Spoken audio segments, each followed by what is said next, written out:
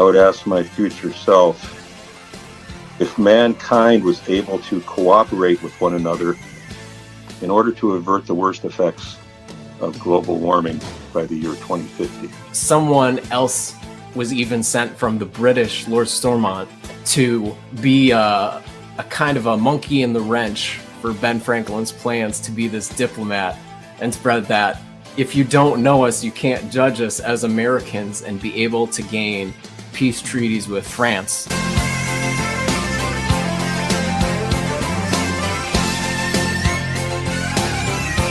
Contrary to all the other managers that would come on the air and they would say, let me tell you something. I'm the brain here, and I'm this, and I'm that. And Jimmy Hart was never spoke about himself.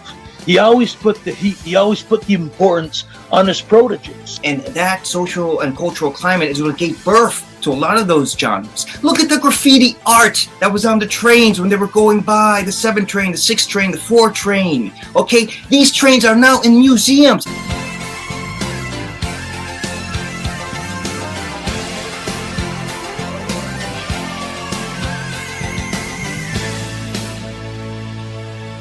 For Secretary of State, I will go with JFK.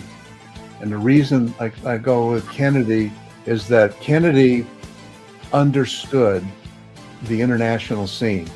The reason why one should discuss financial matters and financial disparities, and that should be a focal point in romantic relationships, is that it tells your partner where your values lie.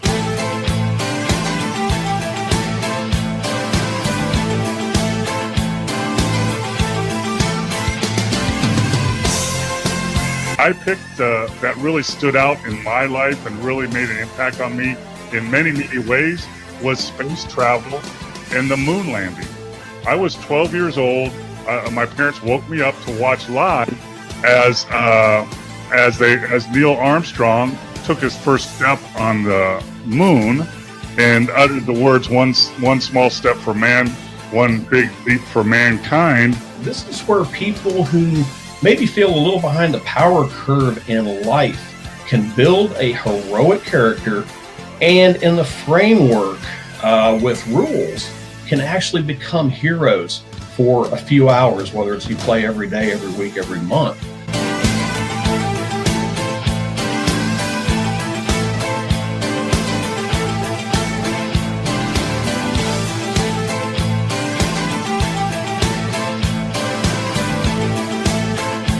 So I would have Mel Brooks because it's Mel Brooks. He's amazing. He's one of my heroes, clearly one of the most inspiring writers and directors and entertainers, and just a humanitarian, just a good human. What I would ask him is, when you were creating entertainment for the troops during World War II, because he was a soldier, being a Jewish man also, surrounded by death and gloom and all of the atrocities of war, how did you find humor in such darkness? Human beings are not meant to be monogamous. And I'll give you an example why. Because when you go out with your spouse or your significant other, whoever it is, and you see someone attractive, what do? Whoa, turn your head, check that person out.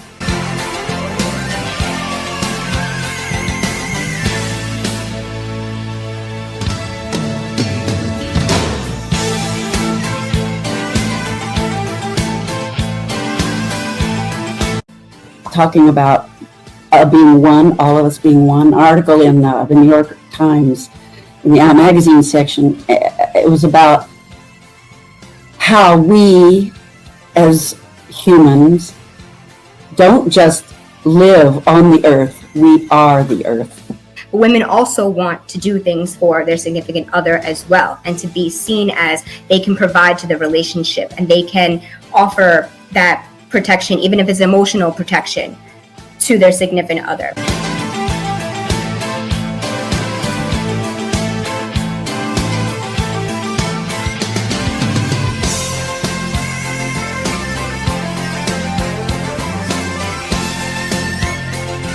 So if you have a situation with another country and one country is succumbing to your power, what is in the cards that country might just say, forget it, and I'll just hit the button? when March Madness comes around, who's the one team that every single person knows on the planet is always going to be in that group represented no matter what happens? Duke. It's always Duke.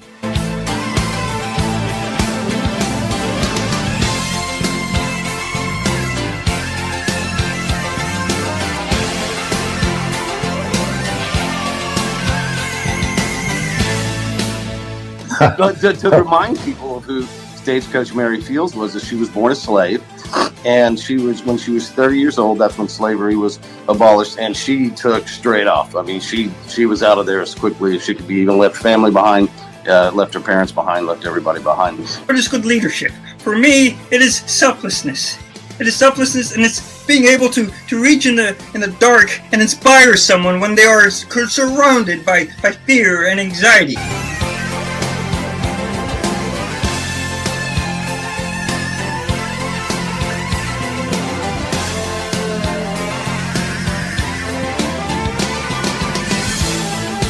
I would definitely say that wrestling, amateur wrestling, American wrestling, there's no other, they call it martial arts now, what have you, but if you were to get into a fight, all the other stuff's useless. And that doesn't make you a tough guy or anything, but it's a different skill set when you're going to stand around and dance around on your feet, because you're going to be a fish out of water in no time. The Harley Davidson captures the mystique and the aura that is Americana.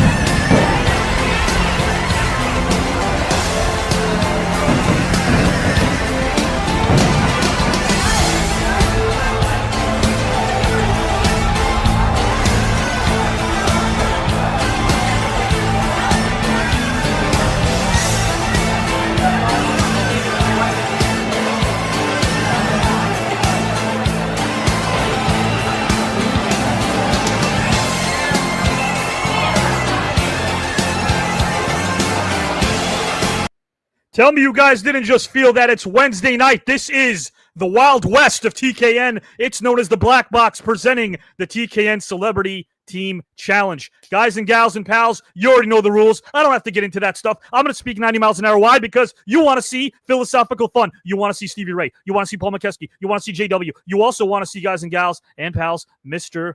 Kelly White. So with that, guys, let me just remind you that this is the Black Box, a place where strangers leave as friends while having philosophical fun. We hit you with truth and facts like number 34, a dream teamer who once brought it as a Phoenix Sun. On Saturdays, you're witnessing history, and there's no mystery that on Saturday nights, 154 Hall of Famers and award winners challenge themselves mentally, psychologically, spiritually, while I help and harp on this melody and kick it old school like a pelvis-shaking Elvis Presley. Who am I? I'm all of you. The cold heart cement in Queens, New York was my home. Growing up, all I needed was a basketball and a pen as I continued to roam. I starved before working on one of the biggest studios of all time because unlike this rhyme, slow and steady wins the race. As long as you aren't spraying your toxicity like a bottle of mace. John Goodman, Will Dafoe, Antonio Banderas, Carl Reiner, Bill Paxton. I was honored to write for all of these luminaries because I'm no different than you. I eat my peas. I was raised to ask please and lead with kindness above all. This inner city scars weren't my fall. From a debilitated apartment as a kid, I saw what my father did. He worked tirelessly and didn't complain, so please refrain from the woe is me, as it's mundane, like a Goodfellas contest in Spain,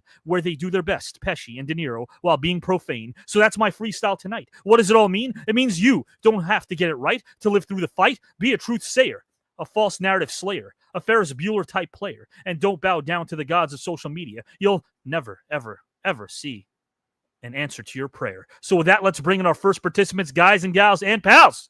Boy, am I glad to see these guys on a day like this. I need it. And we want to thank all of you as well. We have now close to 4.7 million.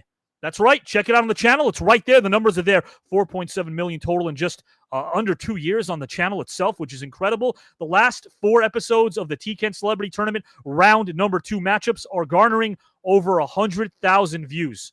In a month's time, close to 500,000 views alone. which means round number 2, nearing its final lap, is on the horizon. This is the team challenge. Saturday, of course, is the TKN Celebrity Tournament. Round number 3 will begin pretty soon. We already have Paul Mokeski in round 3 of that tournament. Stevie Ray in round 3 of that tournament. That's the big one. But whoever wins this team challenge, remember, no eliminations just yet. This is the regular season round. Very soon the playoff round will begin. 8 out of 10 teams will make it to the playoffs in this very show on Wednesday nights. So guys and gals and pals, fee fi fo. It means that something large has arrived, and here is a mind that elevates everyone while listening to the show. He's ahead of his time, specifically right behind this dope rhyme. To his potential opponents in this tournament, he's ripping it up during prime time. He's Optimus Prime material. The wizard of intellectual havoc. He eats everyone like cereal. I'm talking about soggy, milky skills like Mr. Miyagi. If you're feeling froggy, step up and face him, as his knowledge will make you go foggy. It might be his time to shine, as he can redefine the crystalline biological structures implanted in his mind. Because in this grand tournament, you won't find anyone who's deaf, dumb, and blind. He'll hit you with wit. More than just a bit, like a 1992 David Spade. You might burn when exposed to a psychological grenade. Perhaps his future opponents have all prayed, hoping that they won't have to face him for another decade. So as we prepare for many battles that are positive, not mean, let's remember that losing will hit you hard like a 16th century guillotine. So I can't digress as these rhymes go express, expert, and extreme. Put that on some meme. Shh. You guys hear that? He's about to enter this intellectual arena as he makes his way. Let us all listen to what he has to say and respect the message that he was always convey. He subscribes to loyalty over royalty, as wealth is not something you can buy. Trying to outwit or outsmart him, give it a try. But your truth, dissected, guys and gals, by him, will always turn into a lie. From day number 1, he has not only been an ally, but a man I owe a lot, because he's a man that stays grounded even though he can fly. Yes, he has soared to heights all of us can only dream of, yet his reality is much more fulfilling than anything the Sandman can sprinkle. His wholehearted and genuine sentiments can inspire anyone, even a lazy old Rip Van Winkle. He's a WWE Hall of Famer, 9-time WCW Tag Team Champion, TV Champion, podcast host, speaker, and a man that helps those less fortunate and kids who yearn to learn, because his wealth of knowledge is like an intellectual buffet. So sit back and enjoy your dinner. Maybe it's a filet or a creme brulee or perhaps some other entree. He fills a blank canvas with beautiful works of art such as black and white, but he explores the gray. For 70 years, his intellectual prowess and friendship are more valuable than some payday. He will educate you on the real history. There's no mystery when it comes to his wisdom, so take it in like a Broadway play, because it has more layers than mid-90s lyrics from one Dr. Dre. So let's bid adieu to these rhymes tonight, as they will now go away as we put our hands together for a legend of a human being, a dear friend. First name Stevie, last name Ray. Welcome, my friend, to the team challenge. What is going on, brother Avi? What is going on, man? What is up, Mr. Ray? Oh, brother, same old, getting ready to come up your way tomorrow and start some havoc. But other than that, man, just trying to get prepared today. That's about it. From what I hear, man, we're gonna actually it's gonna be a first time in a few years. We're gonna be breaking bread again, my friend. I'm most definitely, man. I'm very excited. Can't wait. It's gonna be a lot of fun, my friend. I like the blue on you, man. Hey, man, I had a blue shirt on last night too. Did I had you a really? blue shirt on. Yeah, I got 2 blue shirts, but they got different designs on them. I was like looking at myself like, hey, wait a minute. I look like the shirt from last night. Only a man like Stevie Ray, who's known for being a legendary wrestler of Harlem Heat, can rock the blue as well as he does and still stay hot. I appreciate it, though, brother. You know what? You're never not. How about that? You're never not. Hey, I try not to be. I try not to be. Man, what you think about the team challenge right now? You guys are still undefeated. You and JW, of course, philosophical fun. Unlike the celebrity tournament, round number 2 that airs every Saturday night, we're nearing the final lap of that. You get your topics for that show ahead of time. This is more Wild West, off the cuff. Do you like that, Stevie? Yeah, most definitely, bro. A lot of times, that's even better, man, because it makes you have to challenge yourself. Oh, I see. Okay. A lot of people can study for a quiz. But what about when the teacher gives you that pop quiz that you didn't study for? Yes. What about that, Avi? That's why I ran for Dodge, because after I gave students my pop quiz, they didn't want to hear that. But I tell you what, your pop quizzes, they make me better. People are like, wait a minute, why don't we see Avi's face? I'll tell you what, guys, it ain't about me. Wednesday nights especially, it's about all the talent over here. You see the flyer. There's JW, Paul Mokeski, Stevie Ray. Not about me. It's about them. One last question I have for you, my friend. Again, we're doing a lot of great things behind the scenes, which I'm really looking forward to putting together in the second half of 2025. We talked about that as well. Now, when it comes to topics, I've been getting a lot of questions from what I call the suits and ties. We know some of them. We talk to them. What is it about a particular topic that doesn't intimidate you, even if you're not privy to it? Is it because you have confidence in yourself, or is it because sometimes you didn't even realize how much you knew about the topic till you started expanding on it? And I think that's the ambiance of the challenge. Right. That's just me. I think that's the ambiance of the challenge, because a lot of things we have, stored within the medulla of our brains. Sometimes it's so deep in there, it takes a very intellectual type conversation to bring it out. It's actually really well said, my friend. It's really well said. It is always an honor, my friend. I am always educated by the man I call the scholar of guys and gals. That I will always holler. That is Mr. Stevie Ray. What are you shaking your head for? Come on, man. I'll tell you what, there's a certain event you've been educating for a while. We know that. Yeah. Yeah, that's true. My friend, I will put you backstage for a mere moment and bring you right back. Actually, you know what, guys? I'm going to bring in Stevie Ray's teammate, not opponents. I'm going to keep Stevie Ray on here, guys, because I thought you were bringing Mokeski in. Stevie's I was looking for him. He's waiting for Paul. He's waiting for Yeah, I'm looking for him. On the court. He's back here, guys and gals and pals, right now. Whether he's out propping, either hanging or shopping, it isn't some lyrical miracle when defining my next guest, because he too can blaze through those microphones with his mission. Through sheer effort and ambition, his vision has come to fruition. Much like TKN, it's all free. There ain't no fee or admission, as he knows that winning this tournament will be a battle of attrition. Turn on the ignition and this edition. So let's welcome a man that is quite the tactician. If you're feeling lightheaded around him, it's all good. He'll send you a physician, because his knowledge does magic tricks. David Blaine, the magician, far from shallow. His thoughts travel like an arrow. He and I hail from Queens, where our poetic melodies bring you back to the 1980s. Some raw hip-hopping that can never make good old Ben Stein commit to the head bopping. I'm strictly about skills and dope lyrical coasting, so sit back and marvel at this man's excellence. We can enjoy his pearls while sitting in your pajamas. His brainwaves are hotter than Margot Robbie in the Bahamas. So prepared to tell the world that you grew, whether you're from the BK or Peru. Do you need a clue? Sorry, this isn't a game show hosted by a comedian named Drew. Wrap your mind around the truth like Nicholson going cuckoo as I bring in a talented, intelligent human being, the one and only Mr. JW. Welcome, my friend. What up, Stevie? What's up, buddy? As a TKN Universe, it's your boy J-Dub, aka the Colado Killer. You ready to do this? As they say in the hip hop world, I'm ready to go like a first class trip to Mexico. I like that. I like that. Mexico, of all places? It rhymed. I already gave you Peru. Peru isn't enough. I gave you Peru in your rhymes. Acapulco. Yeah. Acapulco. That's what Mexico. What's wrong with Peru, JW? That's where the Love Boat used to go. What's wrong with Peru, JW? What's wrong with Peru? Anything wrong with Peru? I don't know. The syllables don't match up. The syllables don't match up. That's your gripe with Peru. But guys and gals, will JW and Stevie Ray match up? Will they match up well? This is their second official match. Guys and gals and pals, I'm going to keep Stevie and JW here. They don't need to wait backstage. Why not? They waited backstage for the intro. This is their time. Let's keep them on right now. JW, are you ready for your opponents? Yes, sir.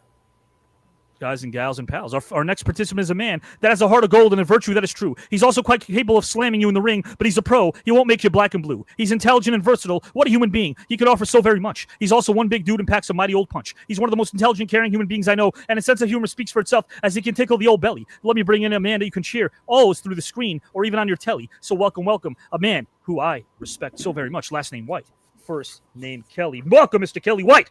All right. Here we are on a Wednesday night, and it looks like there's not going to be a Friday. It's just going to be all fun tonight. A lot of fun. Now, Kelly, last time you were on with JW, you guys, oh my gosh, you went the distance. It was sort of a one-on-one thing before this team challenge began. Do you recall that? Oh, I recall it real well. In the wrestling ring, this would have been, and I know Stevie will get this, would have been the miracle schoolboy out the corner to take the win. It's what I had to do to get over. Well, it was more like a Broadway. Kind of like the distance right there. Yeah, more like a Broadway. Definitely down to the wire. Between the two of you guys, there's no doubt about that.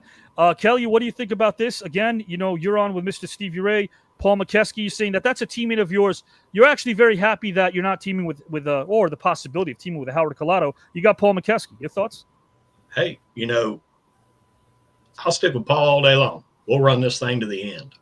Win, lose, or draw. He's a heck of a teammate. Pretty sweet prize, guys and gals and pals. I don't talk about this, but I'll mention this in a way kind of very vaguely. The person who wins this, we know that there's a cash prize, of course, for the celebrity tournament on Saturday nights, but we also know for this one, if you are interested, of course, in something related to film and television, there's a huge prize attached to this thing at the very end, which I cannot wait to unveil.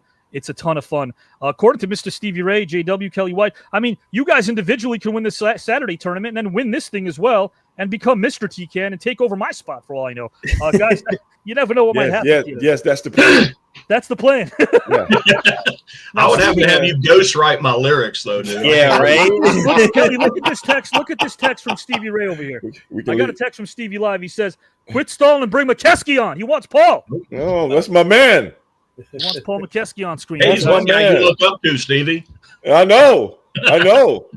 Well, guys and gals and pals, our next participant is a native of Spokane, Washington. He grew up in Canoga Park, California, and he attended Crespi Carmelite High School in Encino, where you would hear the fans scream and roar. He was a big UCLA Bruins fan, rooting for legends such as Bill Walton and the great Lou Alcindor. He used to religiously watch the Thursday tape delay game on Friday at midnight, where he'd cheer madly for the great John Wooden's teams, but soon he wouldn't have to take a back seat. His father, Casimir, who graduated from Gonzaga in 52, was 6'4", while his mom was 6 feet. By the time he was approaching his teens in 7th grade, our participant, guys and gals and pals, was also 6 feet, and he grew and he grew. By 8th grade, he was 6'2", and by senior in high school, he had topped out at 7 feet years before he played for the city of Brew. He was selected as a high school All-American in 1975, where he led the Celts to their finest season. Despite running into Reggie Theos in Inglewood, the team reeled off 17 consecutive victories, and our 7-footer was the primary reason. Crespi finished that season as Sterling 25-2. A lot of people assumed that he was going to UCLA because of the big man connection there. He decided he wanted to get away from home, and ultimately he would leave and play elsewhere. He took 6 visits to Washington State, Arizona State, USC, Gonzaga, and Kansas, and NC State.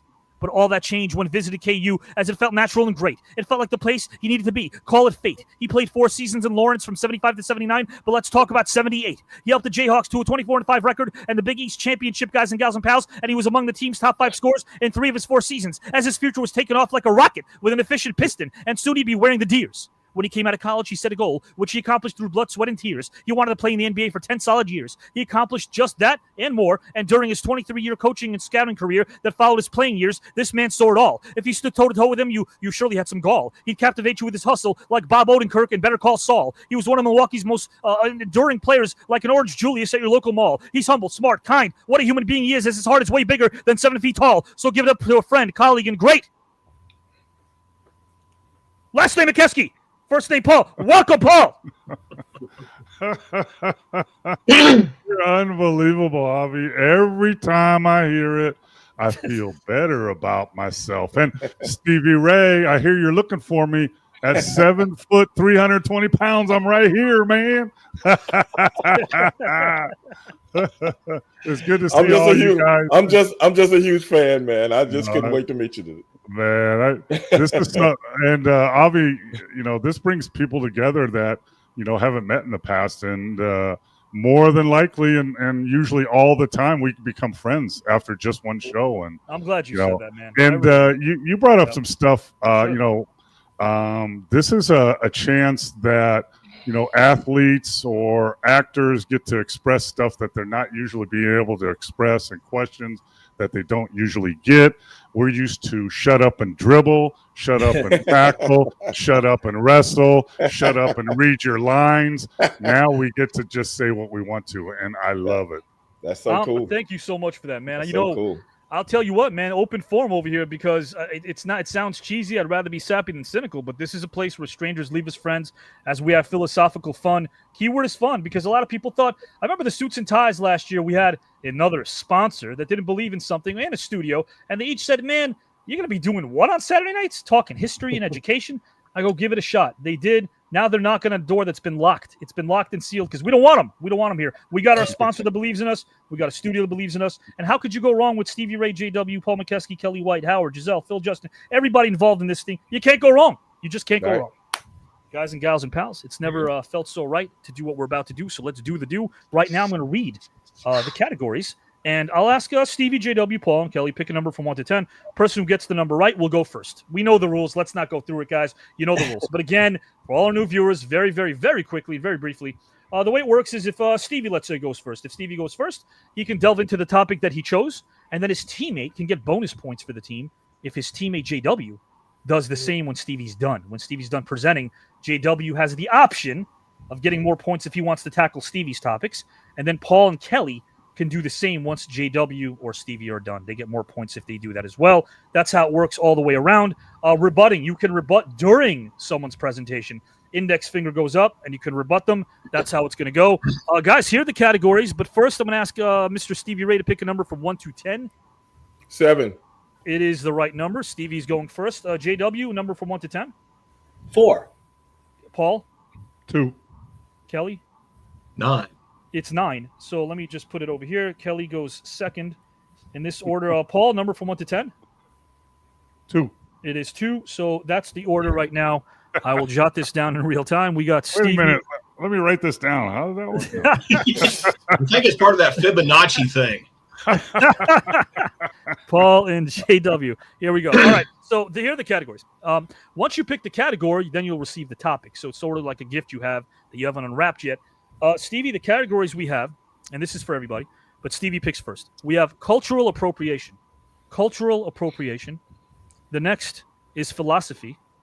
The third is history's mysteries. And the fourth is U.S. presidents. In between these topics, we might have a fun music trivia game, which will give you a chance to get bonus points. Fun music trivia. That's 70s, mostly 70s, 80s, 90s, a lot of fun. Stevie, I'm going to read to you again, my friend. Cultural appropriation, philosophy, history's mysteries, or U.S. presidents? Let's go with presidents. We're going to go with presidents. And guys, I'm going to go ahead and make sure I label that for Stevie, and I'll read his topic in a moment. But let's get Kelly. Kelly, do you want me to read those categories again? No, I think I got it. I think I'm going to go with history's mysteries. History's mysteries for Kelly. Mr. Mokeski, would you like me to read what's left? No, I think I'll go with philosophy. Philosophy. And JW, you're going to go with cultural appropriation. Sure, why not? Okay, there we go. All right, guys, remember, we are looking at a team, JW and Stevie, that are undefeated, have not lost yet. This is going to be fun. Paul and Kelly have a great record. Wait a minute, I got a question. Yes, sir. So you're telling me Kelly and Paul haven't teamed up before? Oh, they have. Yeah. Oh, okay. Yeah, we're good, bro. They're undefeated too, right? They lost one when Paul was teaming with Jacques Rougeau. They lost one match. Yeah, I wasn't able to make it, so I had to get in it. You know, I'm sorry about that, brother. Me too. I could have enlightened you, but hey, I didn't know. We had fun though. We had a lot of fun. Well, I'll tell you That's what, guys. my boy. That's my boy, though. That's my boy. Jacques $1 million. So, Stevie, guys, I'm going to right now unpack Mr. Stevie Ray's topic because he picked a category, and the category he picked right now, as I look at it, is U.S. presidents. Great category. All right, so here's the thing, guys. No long monologue, but I do want to give you context. Everyone deserves it. In October of '79, our U.S. President Jimmy Carter allowed the ailing Shah of Iran into the U.S. for medical treatment. It was a decision he made that was controversial because it was made primarily for humanitarian reasons, but it was met with significant political pressure both domestically and internationally. This included the seizure of the U.S. Embassy in Tehran on November 4th, '79 by Iranian students, and that marked, guys and gals and pals, the beginning of the Iran hostage crisis. As I was writing down this monologue, I got overwhelmed by how Jimmy Carter might have been caught in the trappings of a U.S. president that didn't have a lot of experience. Guys, Iran was unwilling to negotiate with Jimmy Carter, and then Reagan came in and saved the day. My question for Stevie is this, and it may not just be about Jimmy Carter, but that's one example. Stevie, can one singular act define a presidency in your humble opinion? You don't have to answer it yet. I'm going to put everyone backstage because everyone deserves a chance to organize their thoughts. The question again is, can one singular act define a presidency in your humble opinion? I'm going to put Kelly backstage, Stevie backstage, Paul backstage, JW. And guys and gals, for our participants, the judges, and our viewers right now watching live, I'm going to put the topic in a scrolling ticker so you can read it throughout the entire segment. Let's put everyone backstage over here, guys. Stevie's going to tackle this. And, of course, JW will have the chance to jump in. Let's bring in our judges for now. We won't talk about this topic. I won't give any ideas. But Phil, Howard, Giselle, let's bring in Sebastian and Christine as well. Sebastian, unmute your mic, my friend, if you can. Appreciate that. I'm gone. First question is for Christine and Sebastian. How's your week thus far? How's it going? All is well. Everything's going good. Yeah. No complaints here, Avi. Other than the heat, I can't change that. I hear that. Are you guys looking forward to this match? Yes, I'm so excited. Christine and Sebastian, either of you could jump in. What is it about this match that you're looking forward to? I mean, just hearing your topics right off the bat, those are pretty heavy. So I'm interested to kind of see how things go. I'm always excited to be here on Wednesday nights. I just like it here. I appreciate that. And if you guys know Stevie and Paul and JW and Kelly, I mean, you're in for quite the treat tonight because these are not only intelligent, humble human beings, but they go several layers of magnitude deep. Wouldn't you agree, Giselle? Absolutely, they do. We've found out more sides of Paul Mokeski through this tournament than we ever thought possible. We know Stevie Ray is always going to give us a history lesson. He knows his stuff, so I am looking forward to what they bring out tonight and what we're going to learn. Howard? I would agree. I recall very specifically Stevie's his amazing, passionate sentiments on, I think, the current state of hip hop, and when he was here last time, and that was really powerful. I mean, Paul is an amazing improviser. I hope he improvises again tonight. I'd love to see him as a storyteller. I mean, Kelly, we've seen what he's capable of doing, knocks it out the park, versatile, and JW. What about JW? He's he can tackle a topic or two. No, he's good.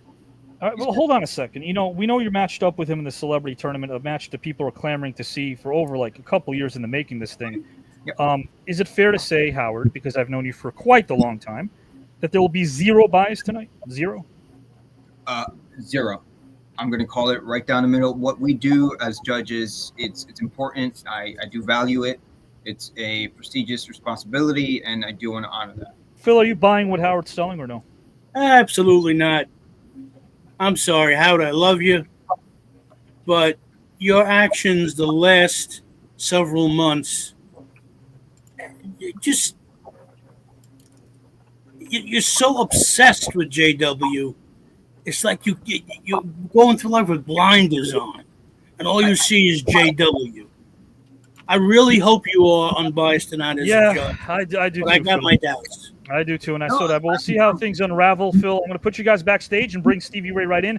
And in case the way this team challenge works is the person presenting has his two or her two opponents surrounding them. So Stevie will be on screen, surrounded by Paul Mokeski, and of course Kelly White.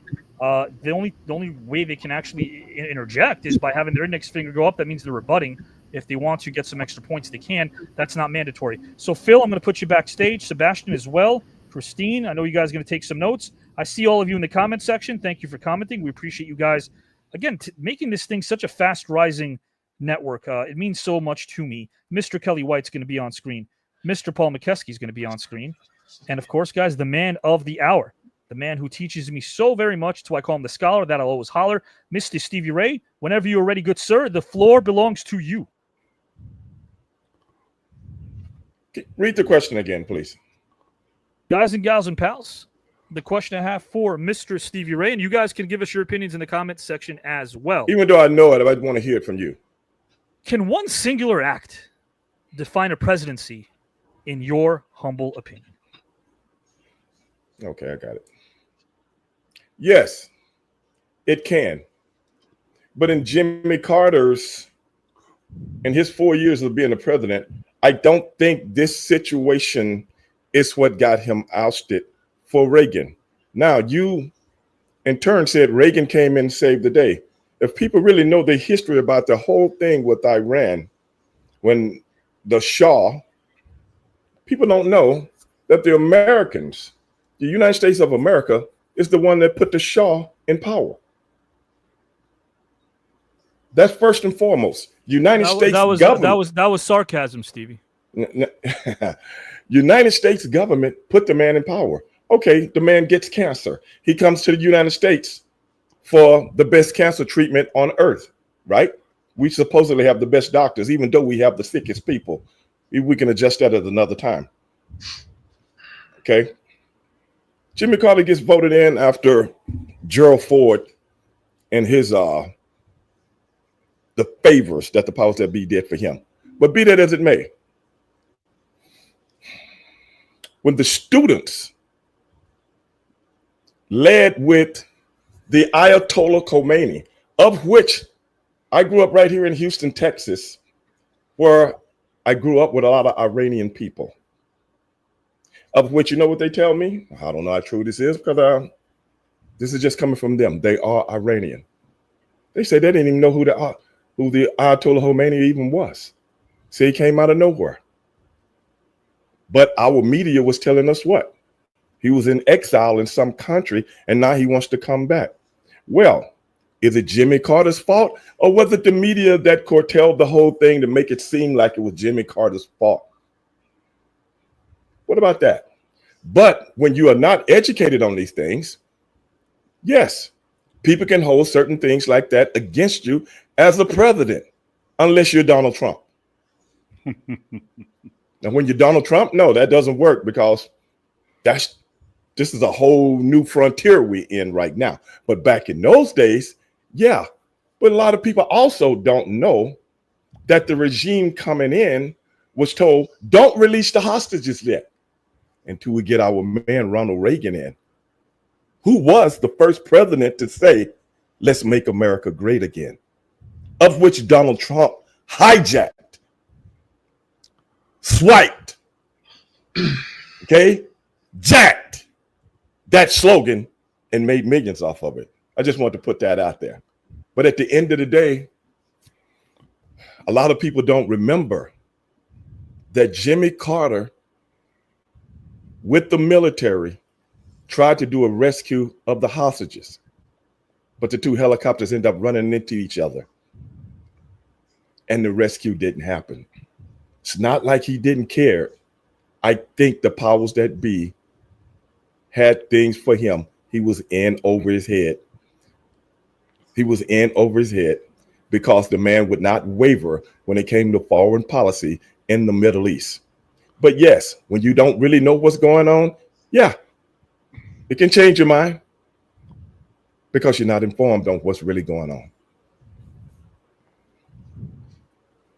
Mr. Paul Mokeski? Yeah, I want to hit on what Stevie Ray said, and it really hit me. Like, I think Jimmy Carter, I don't know if you said it or someone said it, he was kind of overwhelmed with the situation and what he was in. I think Jimmy Carter was more of a humanitarian than he was a politician, and he answered that call to help somebody out as a humanitarian rather than a politician, and I think it hurt him in the long run. And Stevie Ray hit it right on the head, because media back then, I think a president who makes one bad decision back then is held accountable for that forever. But in today's world, with social media and how little attention span everybody has, you can make a mistake this week and they'll forget about it next week. And also, like Stevie Ray said, especially if you just say whatever you want and think people will believe it. So I think there's a couple two-edged sword right there about Jimmy Carter getting stuck as a humanitarian and not knowing politics all the way, which dirty politics. And then social media now, it used to be you make one big mistake in 4 years, that's what you're remembered for. I don't think that's true anymore. You can, because everybody thinks about, what is it? You got 30 seconds of fame or whatever, and they forget about it and go on to the next. Jimmy Carter had one of those moments. A lot of people forget that he was interviewed by Playboy magazine, and he made some comments there that almost hurt his early first term and only term as a president of the United States. You could guys go back and look in the archives for that. So he experienced some of that way back in the mid-'70s himself, because people forget about his faith. They forget about some of the things that he stood for back then. And when he was in a Playboy magazine interview answering a specific question I won't delve into now, he kind of got his hand caught in the cookie jar, which reminds us that people are people after all, Paul. But it wasn't as detrimental. No. In 1976. No. It wasn't as detrimental. No. How many people actually read Playboy magazine back then? Wait, hold on a second, Steve. You tell me you didn't read Playboy for the articles? I didn't say look at Playboy magazine. Okay. See, Paul know what I'm talking about. I didn't say look at it. I said read. You did say that.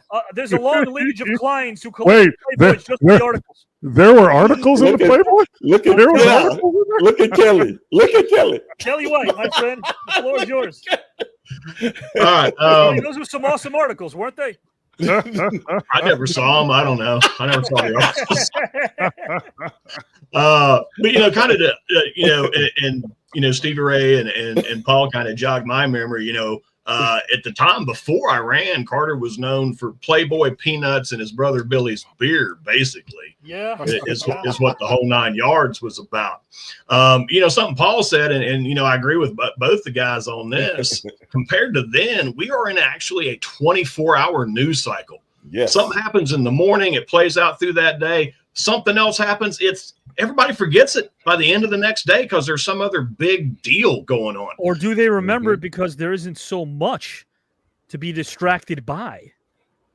Today, no, there's so much distraction. That's today. What I mean is yesteryear, to answer what Stevie brought up as well. Oh, yeah, exactly. Maybe it stays with you longer because there isn't much to distract you other than local news, which was reporting the way that, dare I say, they should have been. But that's a really good point as well. I want to bring this up before I bring in JW. People forget that when Carter was essentially brought in, he had a foreign policy mantra that centered around human rights, the way Paul Mokeski said, and that began reflecting its actions globally. Yeah. He withdrew funds from Manuel Noriega almost immediately. And a lot of people say that was actually a mistake because Iran, guys and gals and pals, were set up to be positioned, economically speaking, by his predecessor, Gerald Ford, in such a way that would have benefited Iran. However, Gerald Ford, in the debates, was caught by being asked a question about an alliance in Europe that he denied, and everyone knew that was a blatant lie. But I digress. I want to bring in JW. Hey, so I wasn't quite finished. Okay, again, let me make one point before you go. Everybody has a camera now, so everything is seen and projected. And for better or worse, everybody has. That's what I tell young players all the time. You got to be careful where you're at, what you're doing, and that's what indates everybody. With okay, they saw that and this and this and this is on YouTube. Yes. So that's crazy. Big time. That's a very good point, Mr. White. Kelly. Very White. good point. I wanted to ask Stevie Ray a question about his presentation because you mentioned the media, you mentioned some history around the setup. Mm-hmm. But you keep mentioning the powers that be. I'd like to know in your mind, who are those powers that be? I have no idea, but I know one thing: the things that we're voting for, I don't think we're receiving, and I think that's on purpose. Because when it comes to, I think people are selected, not elected. When you look at Barack Obama's background, go all the way back, this guy wasn't what he was. This guy wasn't us. His affiliations were with a whole. I'm not going to get into these kind of political debates on the show, but I will talk in a roundabout way, and you guys can kind of understand what I'm talking about because this is Avi's show, not my show. But the reason I say things like that is if a regime, I ain't gonna say a regime, but a president, we know Jimmy Carter stayed in 4 years. Right. And at one time, Jimmy Carter was deemed as the worst president ever. Correct. He was deemed as the worst president ever in 48 months. Now, like I said, he had nothing to do with the Shah. That was put in while he was still planting peanuts. That's all done years ago. So be that as it may, the Shah comes over here to get treatment for cancer. Okay. The media made that into a big deal. But when the students took over the embassy, what president on earth could have did anything about that in that regime of the world? And it was on television. You got to remember, I still remember this. You know what I'm saying? I graduated high school in 1977. So I still remember this. This was just a couple of years after me graduating high school. It was on television. This was other than Watergate, this was the one thing that was on television and the news. And we only had 3 stations back then, every single solitary day. Yeah. You remember that, Paul? Yeah. And when the protests erupted, here's the thing that people don't understand as well. There was a lot of indecision in Carter's cabinet. And because Carter was not as experienced as some others that were anointed to be placed in such a position like a Richard Milhouse Nixon before him. Jimmy Carter was inexperienced to handle something like that, of that ilk. Was he set up? A lot of people say yes. You asked a question about the powers that be. Couple of names. I don't mind mentioning them. Why not? Rockefellers. Look them up, guys and gals and pals. That's one name I'll mention. I might want to mention another name, but I don't think I will. But we could start with the Rockefellers. Well, hold on, Avi. I don't mean to cut you off. I'll give you a little, excerpt on what we kind of the Rothschilds. Okay. No. I'm not. I ain't saying this. I don't want my podcast to get cut off. But anyway, my mother used to always say, "Boy, know your beans from your cornbread." I know. All right, I eat them together. But what I'm saying is this, and this is coming from Iranians that I know. Yeah. They had no idea who the Shah of Iran was. No, but when we hear our news, this is the guy that has been laying in the wings forever. How do we know that? We don't know. So who am I going to believe? The people that grew up there, or my media that I know that has lied to me on numerous occasions? It's a great take. It's actually a great take. And again, in retrospect, even in 76, the one thing that the powers that be didn't want was a Jimmy Carter to be a long-term president. And I say this without it sounding as if I'm using conjecture, because all you have to do, guys and gals and pals, is watch a man on his deathbed, which is rare, say this as well. There is a great documentary called The Fog of War. And guys and gals and pals, there was someone in the Kennedy administration, someone who had no business in the political arena. Wait a minute. You know who I'm talking about, don't you? Yeah, I know you're talking about. Mr. McNamara himself, Robert McNamara. Robert McNamara on his deathbed in the Fog of War documentary came out, I believe, in 03. I could be wrong. He admitted this to saying nobody wanted Jimmy Carter to be more than a one-term president. And the reason why was because the morale was completely shot. Every single person in the person in the public sector did not trust their U.S. presidents anymore, because we had one who got assassinated in 63, another one who doubled down on Vietnam, another one who followed that and, of course, was known more for Watergate. And then, of course, we have Gerald Ford, who wasn't just a placeholder, but was somebody who was in charge of that sham of a Warren Commission. Unofficially, he was in charge. And, of course, guys and gals and pals, Jimmy Carter was a peanut farmer from Georgia. His mom loved wrestling. She was a pro wrestling fan. This was a guy that was as American as apple pie. So there was a certain level of trust that the populace had in him that the powers that be needed for us to have in him. He was placed in one term for one specific reason. Make sure that the person following you will attract the people that never even wanted to vote because they gave up on their politicians. And that was the right time for Ronald Reagan, because as Stevie alluded to, he was the first president unofficially to say that he will make America great again. How do you make something great again unless it looks like absolute garbage and waste prior to that? Hold on a second. That Carter was the fall guy for that to happen. Stevie? Hold on a second. Politically, who makes the decision to not let the hostages out until Ronald Reagan is in office? Who made that decision? Well, that's a good point, but Iran made that decision. No, somebody here would have to make that decision. Well, Iran with Iran. They actually said, here's what they said. I don't know if you remember this, but I might be butchering his name completely. But guys and gals and pals, Secretary of State, and again, I'm just drawing this off memory. I think it was Cyrus Vance. I can't remember, but they actually threatened Cyrus and said, if you're going to try to attempt to negotiate with us again, this is only going to get worse and escalate. So that was what, of course, was printed. I agree with you. I think that this was obviously something that was setting Reagan up for success and for Jimmy Carter's downfall. But it's like you said, paper, Iran didn't want to negotiate. It's like you said, though. Who comes in and look like the glorious one? Right. It's like rolling out a red carpet. Right, that's true. It's like pulling you off the guy and then I pinned him. That's true. And that led to the paralysis of indecision that was put on Jimmy Carter's show. Exactly. Yeah. And I'm just saying, with all due respect to everybody on this panel, I just don't think that happened by osmosis. I would agree with that. I'm going to bring in Mr. JW to see if he wants to jump in. We're going to tally this, Giselle, because Paul and Kelly, they gave us their takes. They're getting points. Let's see if JW wants to add some points for his team as well. The floor is yours. Yeah, just quickly add, because like I said, the question was, can one singular act or one singular situation define a presidency? Correct, and yes.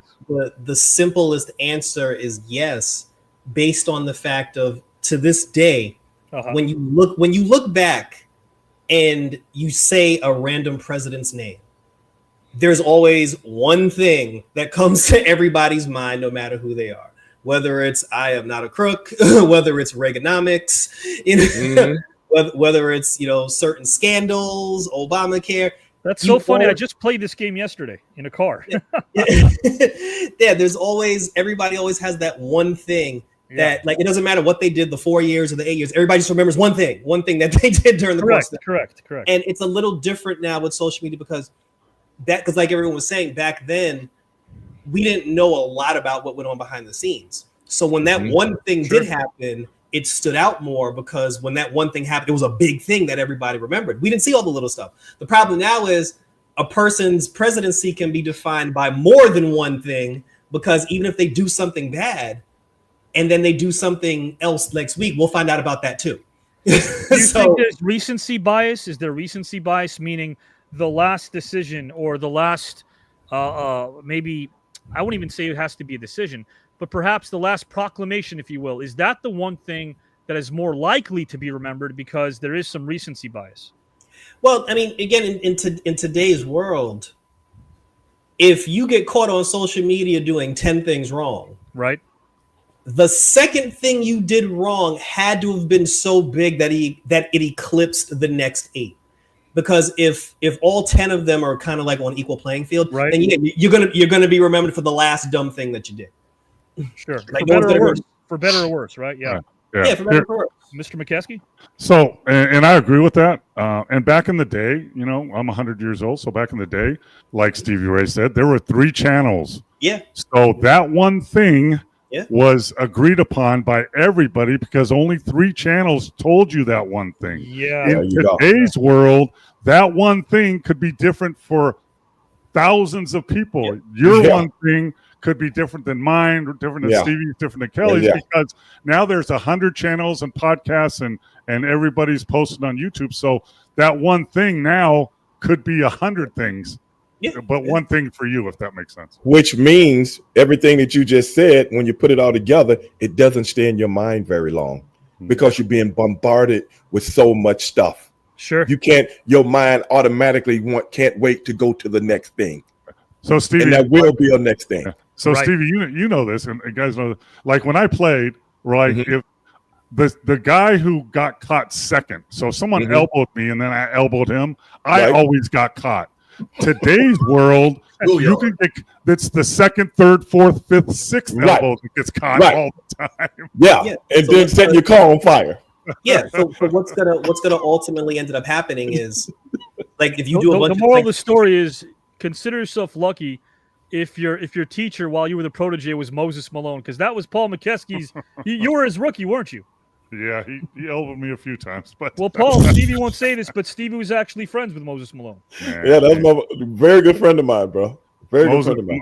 He never told me about the elbows, though. I mean, I learned more practicing against him for a year than I did playing for 12. He was just a great guy. He's a little hard to understand, but once you got to and he was so funny. But yeah, Moses padding, and this is a compliment, padding those stats with those offensive rebounds, because he could have put those in whenever he wanted, but he grabbed those offensive caroms like nothing, Paul. I mean, really. You get 2-3 offensive rebounds, and then you put it back in. That's okay. those all add up. They all add up. There you go. Guys, before I kick it over to I never thought about it. I want to remind you guys again, Paul, please, if you can speak of this podcast as well. Guys, Straight Shooting with Stevie Ray. Again, not something they ever asked me to do, but if you're interested in having a good old time, being part of a fun community while, we dig deep, Stevie Ray and his amazing assortment of co-hosts, they go everywhere. Check it out on his Facebook page, also on his Instagram, Stevie Ray, guys. Straight Shooting with Stevie Ray.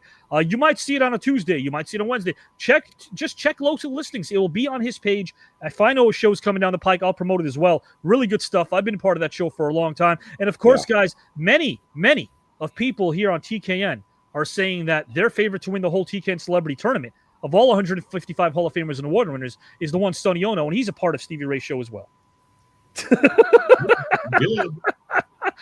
Look at the expression. Look at the nonverbals from Stevie Ray. What are you talking about? Wait a minute. What? Howard, I want to bring you up here for a second. Howard, real quickly, didn't you tell me that Sonny Ono's your guy in this tournament? Sonny Ono has a lot of charisma. That's it. That's all I wanted to hear. Thank you. How would I, as of right now, I wish I had a truth commission.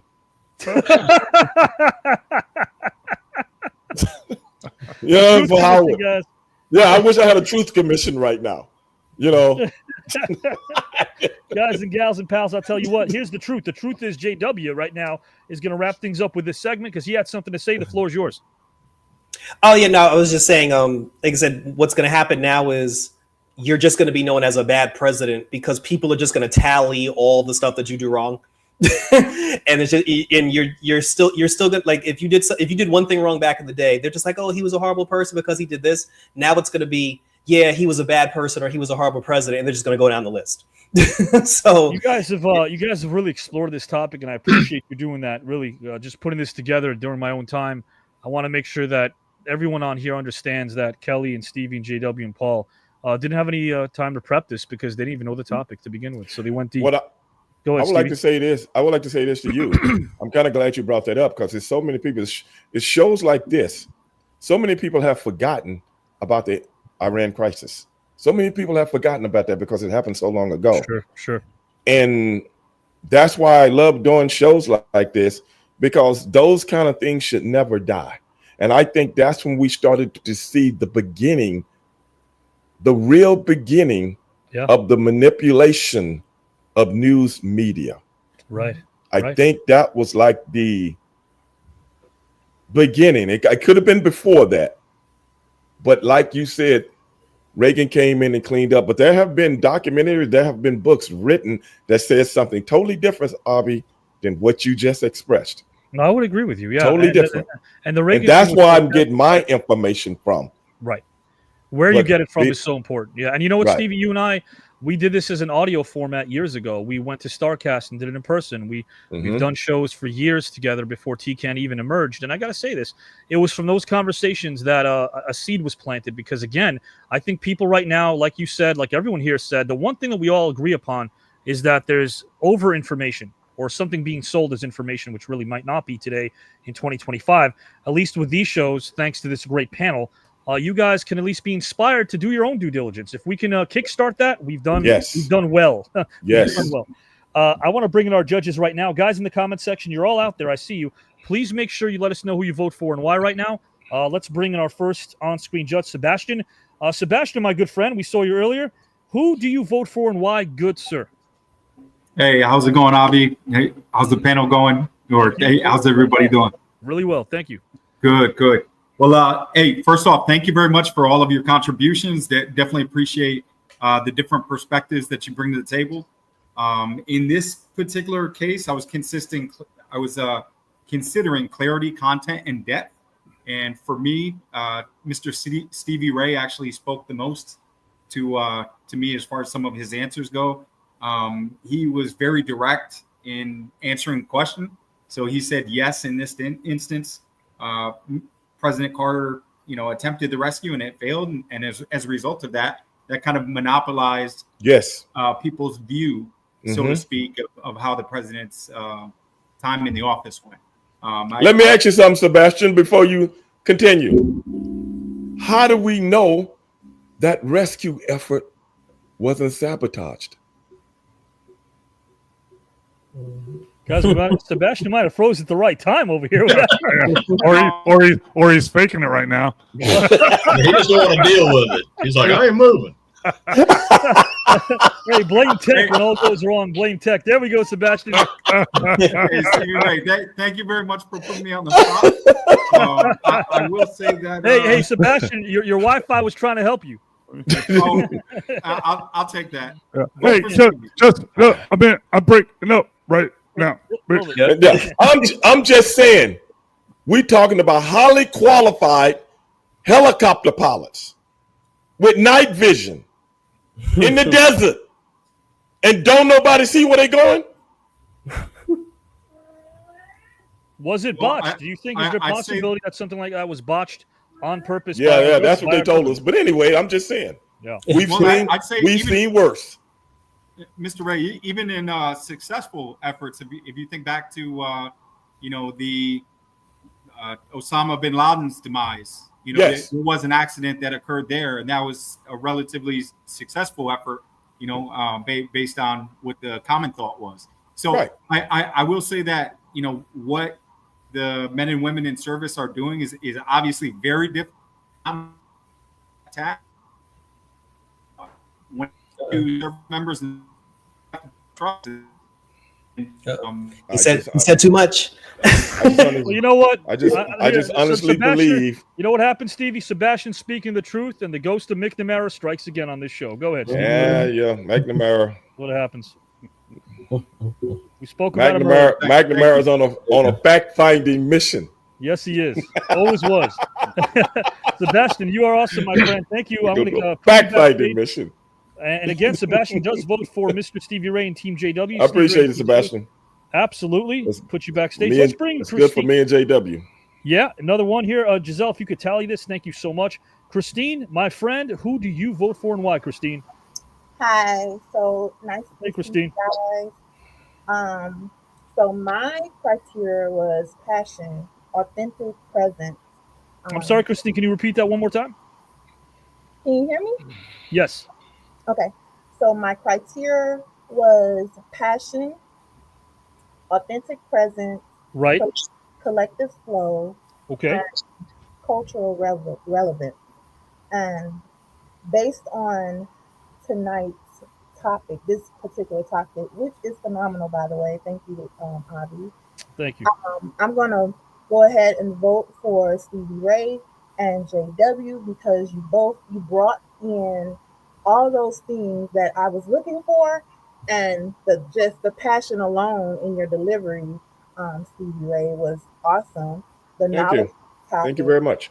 The knowledge on the topic, and also bringing up the the conspiracy theories that we all see and know about within the media. That Can I tell you something, Christine? Sure. I don't believe in conspiracy theories.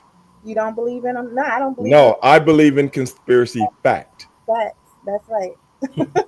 Christine, you know, it's funny because conspiracy theorists and conspiracy realists don't get along. They don't. The media has had so much impact on this society, on our country. Right. Yeah. Like you said, also, there's so many things that have happened that we don't even remember anymore. Right. Something goes on, and then all of a sudden there's a big commotion over here to deter you from looking, the other way. So we have to also consider that this country thrives on media attention. And with that, anything is possible if you just make it up and put it online and put it out there for others to see. So yeah. Well, do you think? Let me ask you this, Chris. Go ahead, Stevie, please. So, are you saying that when I looked up Paul Mokeski's rebound record, they could have been kind of swayed a little bit? Just because I missed some shots on purpose doesn't mean they're not factual rebounds. That's not what I said at all. That's on me.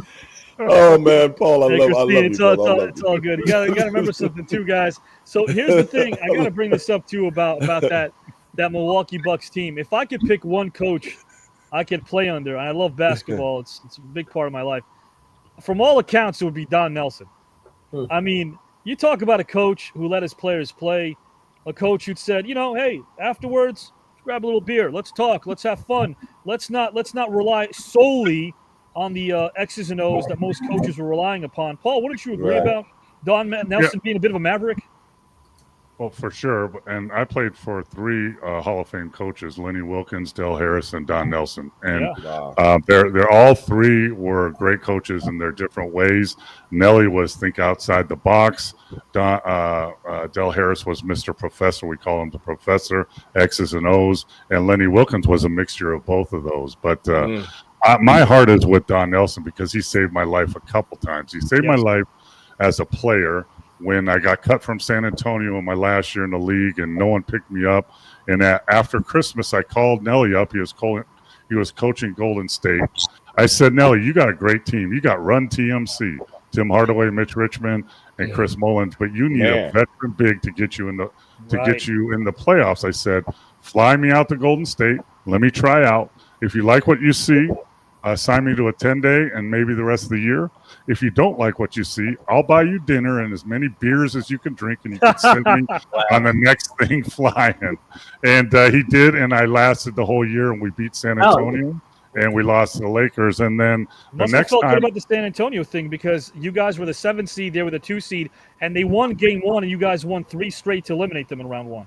Yeah, David Robinson was their center, a great center, but the other time was my coaching career. I've coached for over 23 years, and I coached in the minor leagues. I'd coach in college, and I did something really stupid, and I got caught doing it, and I lost my job, almost lost my family. I've been clean and sober for 25 years now, but I almost blew everything on one night, and was arrested and got fired. And then about a year later, I'd been working for the Fellowship of Christian Athletes, talking to schools and about playing drug-free and alcohol-free. And I sent a letter to Nelly, who was coaching in Dallas at the time, and I told him what happened. I told him my view. I told him where I'm at now. And he said, Mo, why don't you come in? Kind of like when I was a player. He said, Mo, why don't you come into training camp? I'll fly you in, put you at a hotel for a week, see how it goes. And he found out that I could actually coach. And, he said, listen, I got people everywhere. He said, if you take a drink or do anything, I'm going to find out and I'm going to fire you on the spot. Right. Yeah. And I said, no problem. You can drug test me, do whatever. So he saved my life as a player and even more importantly, as a coach and a person. That says a lot, man. It really does. I know, right? Man. Yeah. He's in Hawaii right now. Don Nelson lives over there. Not too far from Alice Cooper, guys. Not too far from Willie Nelson. Really good stuff there from Mr. Paul Mokeski. And Christine, thank you for your vote as well. We really appreciate that. 100%. I want to bring in our last few judges. And guys, our next topic and participant will be presenting momentarily. Phil, Justin, who do you vote for and why? Good evening, everybody. It's great to see all these faces. Wonderful conversation between you. That is one of the beauties of this network, the true, honest conversation. Now, when Mr. Stevie Ray first started his dissertation and said, yes, one singular event can determine, a presidency, I was a bit skeptical, thinking, well, one thing, how much could that? And then he brought me around and reminded me back then, and yes, I do remember, I'm older than all of you, and there was no social media. We only had, I think in New York, we had 4 channels, 5, there wasn't Facebook and all these other outlets and cable news. So an event as critical as the Iran hostage situation, and the failed rescue attempt, all those things dominated the news cycles for quite some time. And I agree with all 4 of you that the media can change opinions, not necessarily for the better. Well, Phil, let me ask you a question. Yes, sir.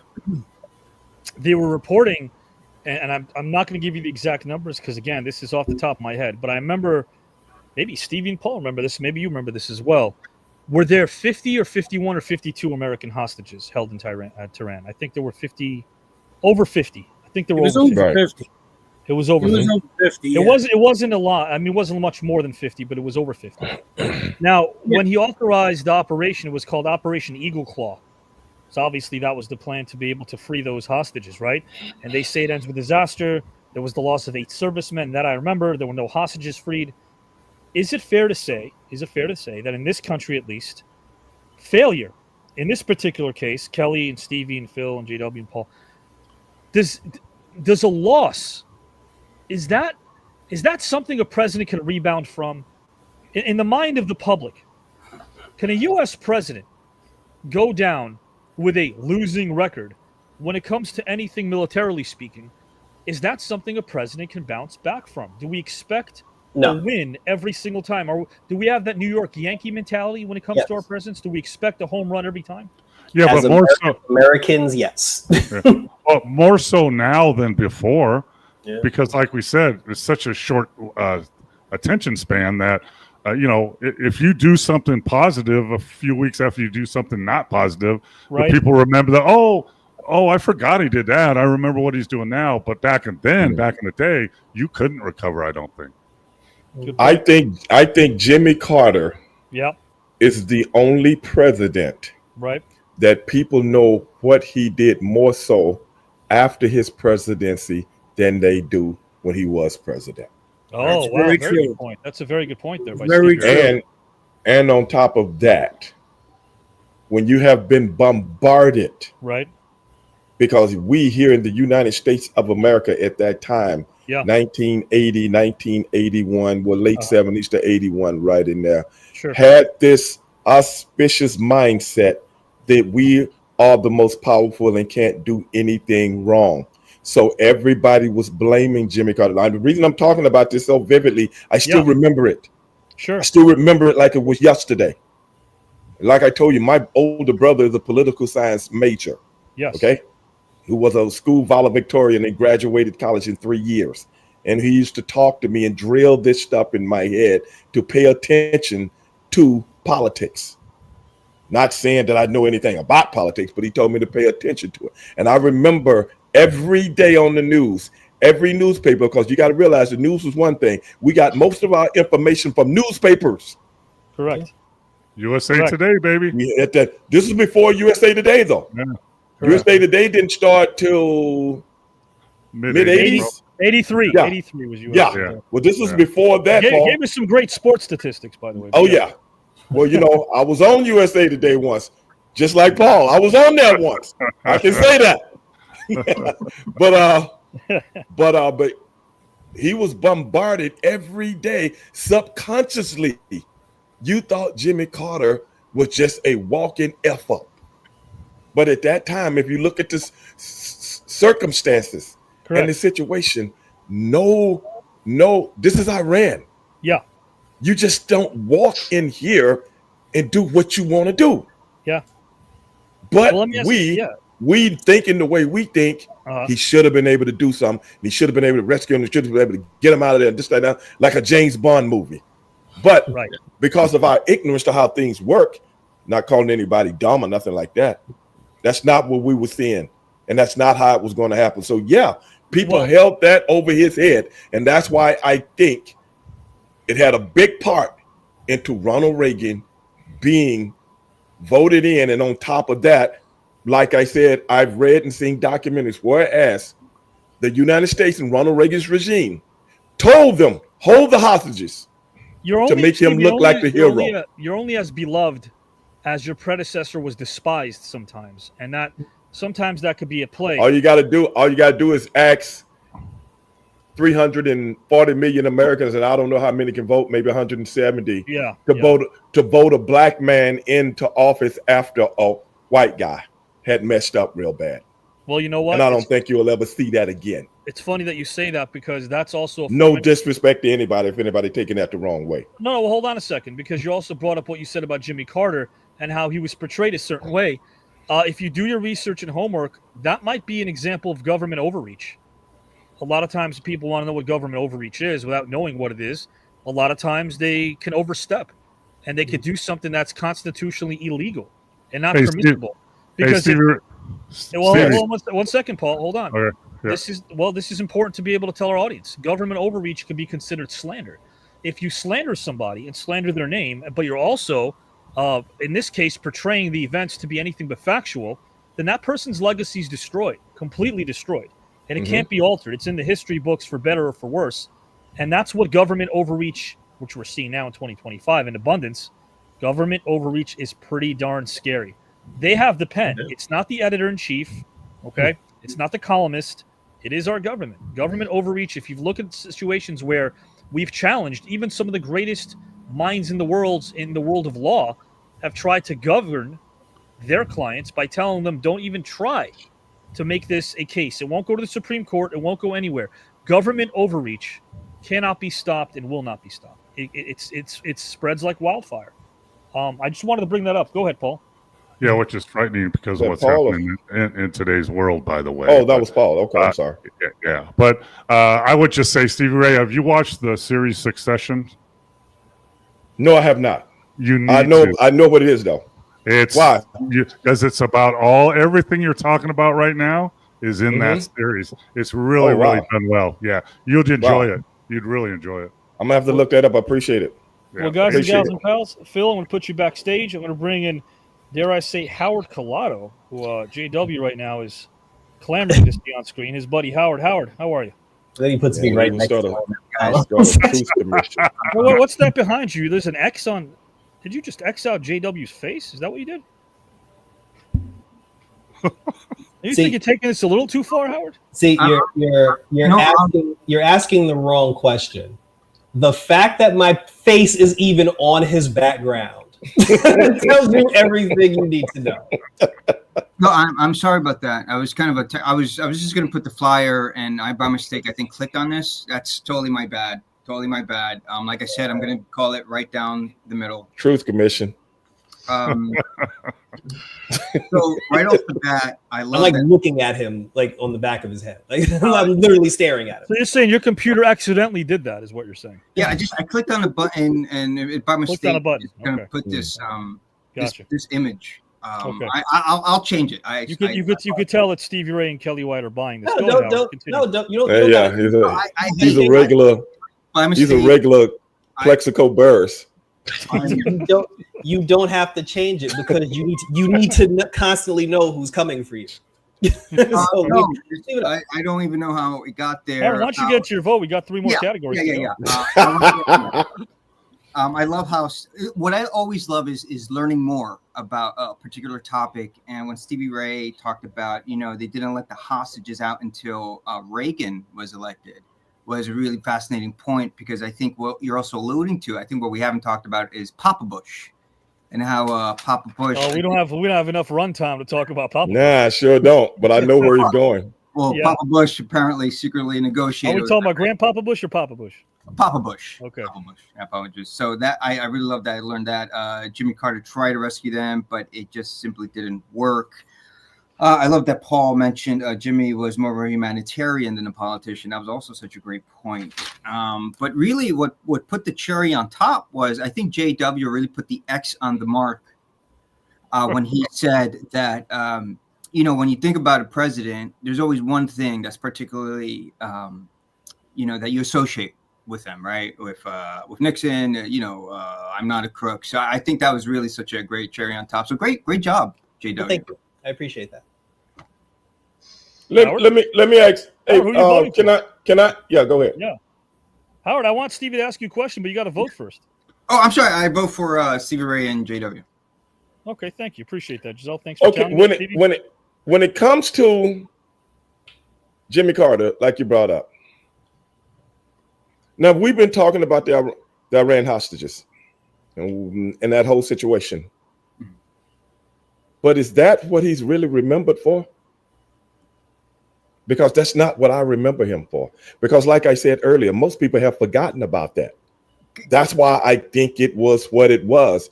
Because when something is contrived, they'll always keep it alive. But the one thing that this man did was brought two countries together and made them shake hands. That's what I remember Jimmy Carter for. Howard, you got to remember something. This is a guy being the peacemaker. Nobel Peace Prize. That's what I'm saying. He did domestic, for everything he did internationally. Well, that's what I'm saying. Yeah. And I'll be honest. Well, who was it? Menachem Begin and Anwar Sadat? Sadat, yes. Camp David. They were locked away in Camp David, and he made it work. Yeah. Now, can you imagine being locked away in Camp David with JW and Howard in there trying to get them together? Can you imagine what kind of task that was for peanut farmer Jimmy Carter? Can you imagine that? You tried. Kelly White tried. No one solved this Howard JW problem. I'm just saying, brother, take a hell of a man. Maybe Paul Mokeski can solve this. I don't know. Take a hell of a man to make two people that hate each other shake hands. I'm telling you, Paul, you know what I'm talking about. Paul, You know it. Paul and Stevie and Kelly. You'd have seen the players, brother, when they hate each other. They hate each other. Tell me I'm lying, Paul. In the ring, Yeah, you got, just Paul, look at the Paul, Detroit what can we do to Pistons. bring these two together, Paul? What can we do to bring JW and Howard together, Paul? Jesus Christ. It's going to be very difficult because when someone X's out your face, that's unforgivable. Yeah, I would agree with that. I would agree. It's kind of unforgivable. Again, I'm sorry about that. I'm not even focused on the X. I'm just like, why is my face even there to begin with? Yeah, sure you are. As the Colado turns, we'll return in a minute. Now let's bring in Giselle and see what she votes for and why. Oh, man, this is too funny, man. I'm not sure Howard can keep up this supposed no bias thing all night, because if he really was, why did he change his backdrop? Well, he did vote for Stevie and JW. He did, but Kelly has his team flyer behind him. I have my team flyer behind me. What reason did Howard have to change his team flyer?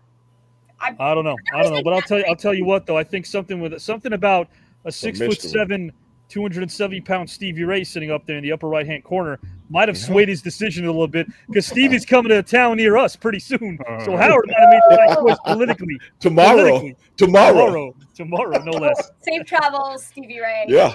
Yes. Yeah, thanks. So, just like Annie. Giselle, how are you going to unpack this thing here? I'm just going to get straight to the point here. Stevie Ray got the question. It seems very simplistic. You used Jimmy Carter as an example, but Stevie Ray came in, answered a yes right away, and then expounded on that. And what really helped drive that home, although I very much loved and enjoyed the explanation and learned a ton from that, JW did come in and he gave more concrete examples of presidents we remember and what we remember them for. And I think both of those combined together really showed the team effort here and what the team challenge is about. So my vote is for Stevie Ray and JW. Okay, appreciate that. Giselle, did you tally all the votes in the comment section as well? I think I've only seen one in the comment section. So if you haven't gotten your votes in the comments yet, we got a bunch more, so I'm going to just pull them up. Why don't I pull them up right now? I'll put you backstage and you can tally these. Guys, I'm going to read these out loud. Kelly White has selected History's Mysteries. This is going to be a barn burner as well. Yes. Got to stack this up here for this episode. We have a couple of votes here. This one, can I vote for Howard? Oh my God, Howard is already upstaging and trying to steal the show here. He should be deleted. He should be deleted in my Truth Commission. Would you concur, JW? Yeah. My Truth Commission would take care of people like that. Just keep it short and sweet. Like, he can still vote. I got you, JW. Guys, we got another vote for Stevie Ray and JW. Okay, and remember, we got a long way to go here. But again, your votes are very important. I will try to tally them as I continue reading this topic out so we can keep things moving. So, guys, Kelly selected History's Mysteries. So I brought this up. It's so funny Christine brought up conspiracies, because I actually wrote this, and I want to be able to hit this thing home because it's very interwoven into this topic. We're all living in a conspiracy, and I think it's forced onto us by politicians, civil servants, insurance companies. We're told that to complain is wrong, but we're on the same planet and it has a mind of its own. We'll never change that which is inevitable. God, that sounds dreary, but it's true. In this country, we can't. We can't change what's inevitable or what will be the current format, which will continue to entertain the powers that be, while the rest of us suffer with a system that doesn't belong to us to begin with. It's important to the powers that be that we supply what they need while starving and dying for misuse of their power. I call this next topic fear versus freedom. Yeah, fear versus freedom. 9/11. Many people chose to unpack this topic with surface level questions. We've all heard them before. But my goal is to ask a question, a what if question. What if before the act? In my opinion, the attacks were a pretext for the U.S. invasion of Afghanistan and Iraq. They did this to advance geostrategic interests. If all the people were put in place, from Buddy bin Laden and his association with Papa Bush to media suppression on anything 9/11 related for years, my question is, could 9/11 have been prevented if our world leaders were behind it? Could 9/11 have been prevented if our world leaders, cough, cough, were behind it? Guys and gals and pals, that is Kelly's topic. I'm going to put everyone backstage. JW, Kelly, Paul, and Stevie Ray, of course, as well. Let's see where they go. And again, let's bring in our judges. Let's bring in Sebastian, Christine, Giselle, Howard Collado, Phil Justin. We're going to talk a little bit about the last topic, not this one. Sebastian, there we go. So, guys, again, question, was this challenging to vote? Did you feel like was it a toss-up? Did you feel like anyone other than, I think, Stevie Ray and JW kind of won this across the board? Were you swayed to go the other way, Phil, at all? No. No, I think Stevie Ray really laid it out. Like I said, when I started the judging, I was skeptical to think that one singular event could really define a presidency. And then as Stevie Ray laid it out, I was like, well, okay. That makes sense. Yeah. I could see it. You know, I'll tell you something, Phil. This is it's for me, it's surreal. A lot of fans ask me my opinions, and I try to be neutral about this, but it's like me and Stevie on the phone. It's what's so surreal about this is because he'll attest to this. Our conversations can go 4 to 7 hours. I mean, we will unpack everything, and this is years and years. So when I hear it here on this format, it's incredible to me, and I want people to know that this isn't Stevie trying to pull something out of a hat. Like, this is a man who does his due diligence and research. And I can tell you the same about Paul Mokeski. He's become a close friend working on his screenplay, which is an incredible screenplay he and his wife wrote. There's a lot of due diligence being done. And then when you throw Kelly White into the mix, who's an encyclopedia as well, one of the smartest guys I know, and JW, a man who's, I remember for years when he would be on the New York subway and we would be talking. I've known him for so many years, one of my best friends. So you're talking about 4 individuals who go so very deep. Is it possible to have Howard Collado? Is it possible to have an emotional reaction when you're voting? I mean, think about it for a second. What's our criteria? Christine gave us her criteria. She gave us why she votes. Passion's a part of it. Howard, number one, numero uno, what is your criteria as a judge? It's passion. Passion. So it is passion. Okay. Yeah. Okay. Mm-hmm. It's good to know. Passion. Giselle, what's number one for you? Oh, it has to be the details. The details. Yeah, the details, that passion is going to come out. And if we don't have those details, it's going to be a lot harder to be fully invested in what you're saying and your answer. So you need some of those details. Things to be backed up by that. Gotcha. You need to be fact-based. Unless it's clearly a philosophical or opinion-based question. But even then, you can have areas where you back that with facts. I do think that they work in tandem. But without those details, if you're general and broad, you're going to lose me. Gotcha. And Christine, you were kind enough to give us your criteria again. Sebastian, what is your number one criteria as a judge? Yes, Avi. So my number one would be clarity. So clarity. Okay. If you're gonna ask, the guest a question, and I would say in this. I hear you. Clarity's a good one. Christine, is that something you look for on Saturday nights too? Same criteria for Saturday night show? It is. Yeah.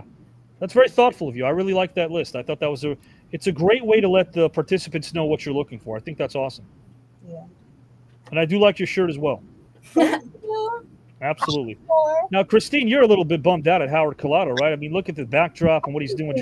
You look disappointed in Howard, don't you?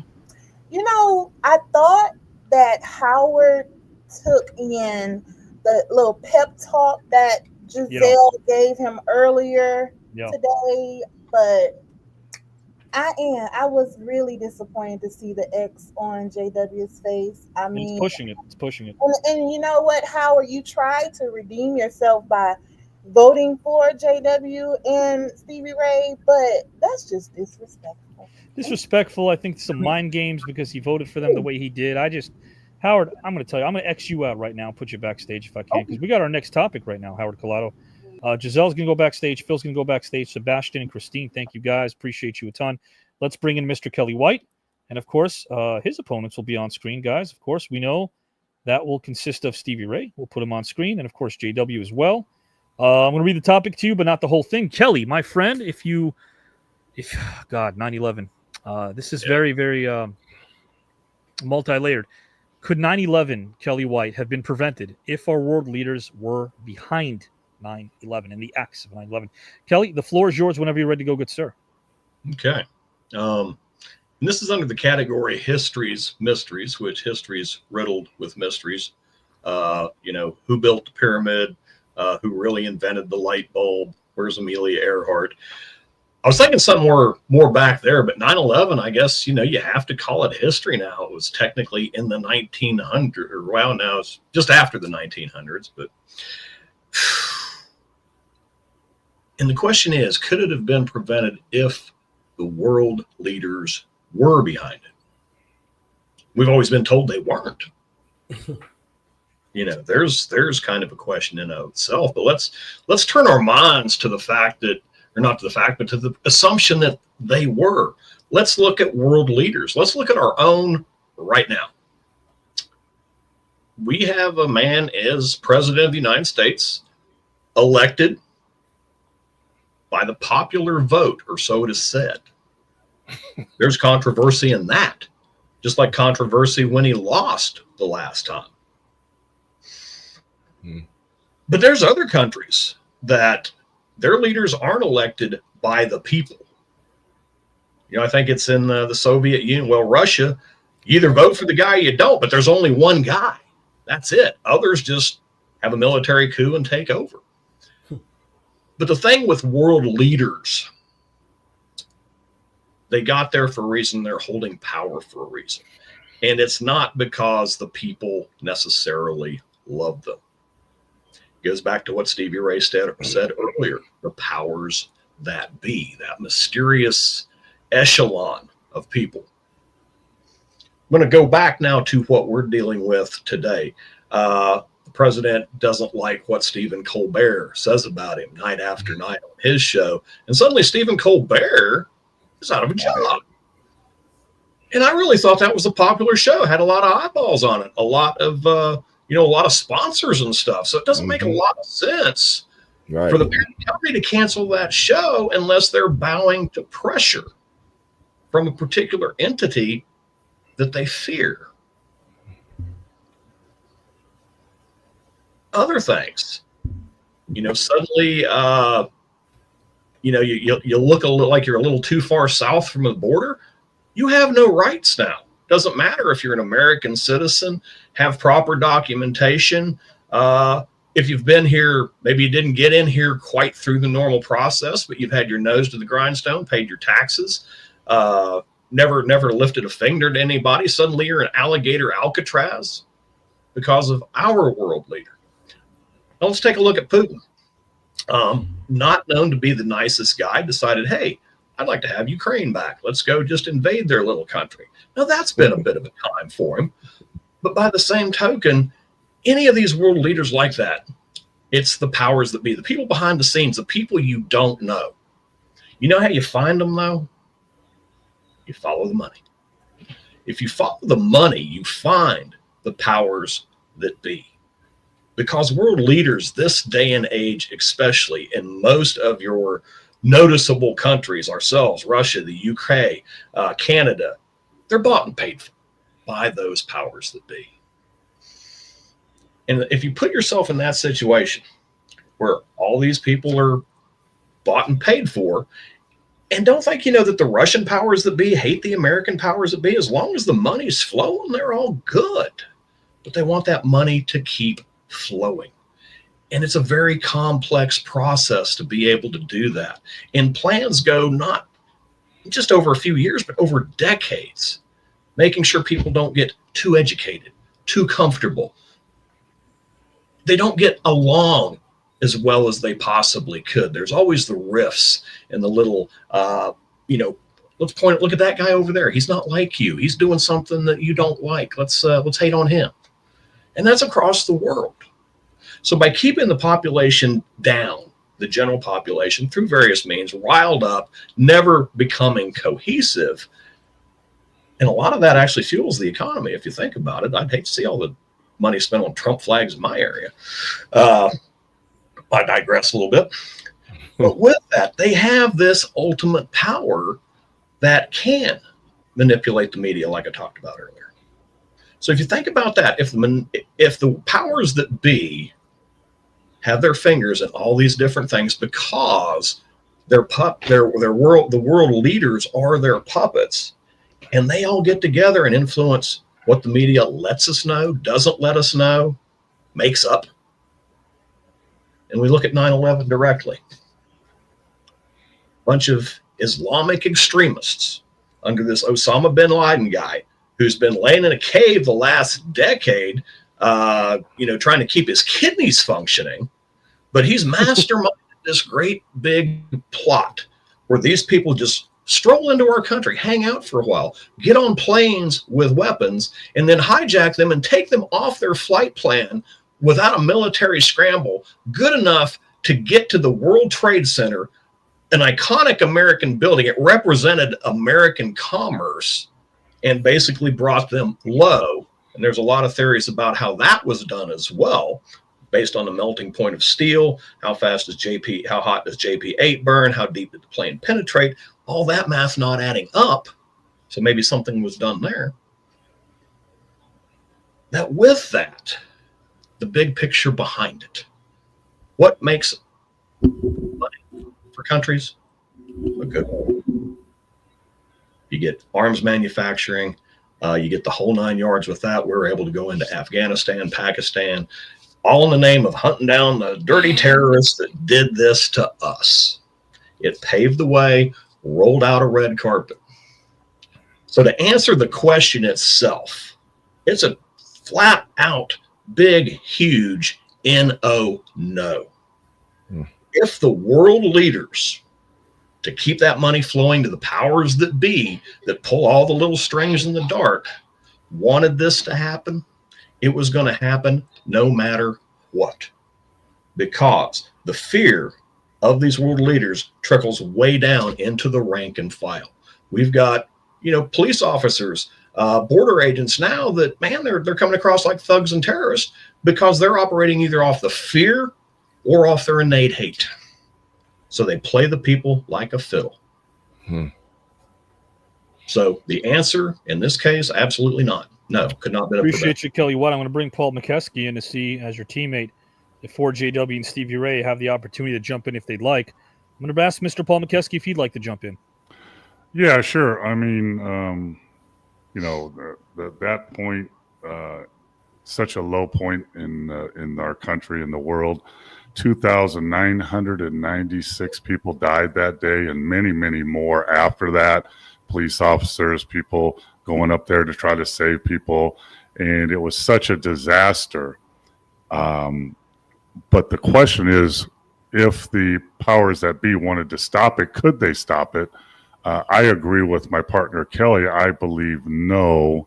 But if so, if there's Illuminati out there, and if there's powers that be that can control things like that, I would think at that point in time, if they did that, then it brought our country together more than ever before.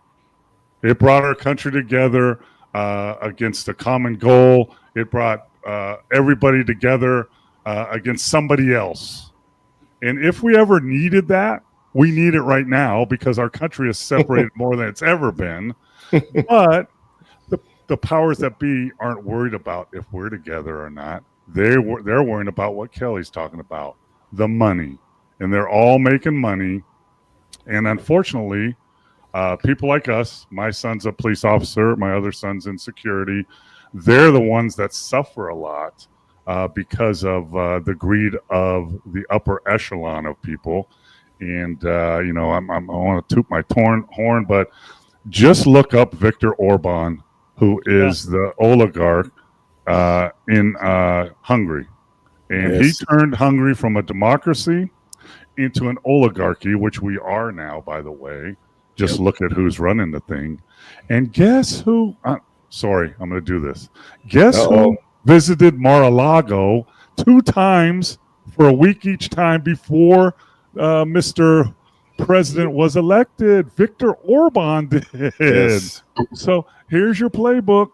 Follow this and everything will be fine. But You know, that the question is very poignant. If the powers that be could stop it, and I want to agree with my teammate Kelly that even if they wanted to, I don't think they could. Appreciate that. Thank you, Paul. I'm going to turn it over to Stevie and JW and see if they'd like to jump in. JW, you can go first because I went first last time. Okay. So, because the question was worded very weird to me. So why was it weird? Well, all right.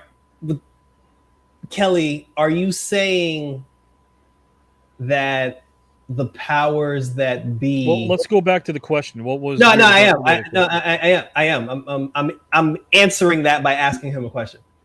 Are you saying that the world leaders and the powers that be are two separate groups? What I'm saying is that the powers that be put the world leaders in place, and in effect, they are some sort of puppet for them. So that if the world leaders wanted it to happen, it was because the powers that be said, "Let's make this happen." Okay, so there's two. So there are two different groups then, and you're saying that the world leaders are "quote unquote" the puppets. All right. Now, with that being said, the puppet master isn't something that we, the public, are aware of. Even if all of us worked for the military, we take all of our orders from the world leaders, the commander in chief, etc. We don't know anything about the puppet masters. If there's another group of people that tells that person what to do, we don't know about it because all we know is this is the commander in chief. We do whatever that person says. Whether or not they had the guts to step in and stop it is a whole different conversation. But the question is, could our world leaders have stopped it? The answer is yes, they could have stopped it, because if everyone here, if all you guys are the secret society and I'm your chosen puppet, the entire world doesn't know about the three of you. The entire world thinks that I'm running the show. So if you guys tell me, yeah, we're going to crash this plane into this building, you know, we're just trying to incite fear to give us a reason to go overseas and try to get this guy. But to me, I'm just like, I don't agree with that because we're losing innocent lives in New York City for no reason. If I call the general, if I call the military and say, hey, listen, there's going to be a plane, like I'm going against what you guys told me now because like I morally disagree. Well, right, but here's the, you know, just before you run off. Hold on. If I pick up the phone and I tell the general, hey, listen, a plane's about to get hijacked on its way to New York, you need to step in and stop it.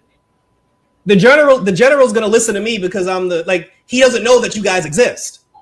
So he's only listening to what I'm saying. Okay. Well, JW, no, actually, because Kelly wanted to jump, but JW, keep going. I don't want to interrupt you. Yeah. Go ahead. So the answer is because I'm the face of the free world, and everybody takes their. If you chose to prevent it, you could. Yes. Yeah. Like the question is, could they? Yes. Yeah, I was going to say that. No, the question was emphasis on could 9/11 have been prevented if our world leaders were behind it? You're actually placing emphasis on the word could, right? Could. Because I did say could 9/11 have been prevented if our world leaders were behind it. You're placing emphasis on the first word, which was could in that sentence. Could have been prevented if our world leaders decided to prevent it, right, from happening. That's what you're saying. Is that we had the power to prevent it. Yeah. Well, we chose not to because this was obviously counterintuitive. Had we decided to prevent something that we created if we were the world leaders in this scenario that you presented, correct? Yeah. And also like to take it in a different direction, you said if we were behind it, could we stop it? Well, duh, the person in charge could always, like, if I'm the one behind it, I could stop it. The thing is, JW, I was answering the question as asked. Could 9/11 have been prevented? Stop. If our world leaders were behind it, meaning they were the ones doing it. My answer remains no. Even though I believe there's puppet masters behind them, if you think of the world leaders, the president calls up the general of the army and says, hey, let's do this. That trickles down. How many ways does that trickle down to the guys in the field and gets changed a little bit to make it sound a little better? Plus, but what you're saying is you're the one behind it, though. Yes, that's what the question is. So that's to what say the question that, was. So to say that, could you change it if you're the one behind it? It wasn't. That wasn't the question.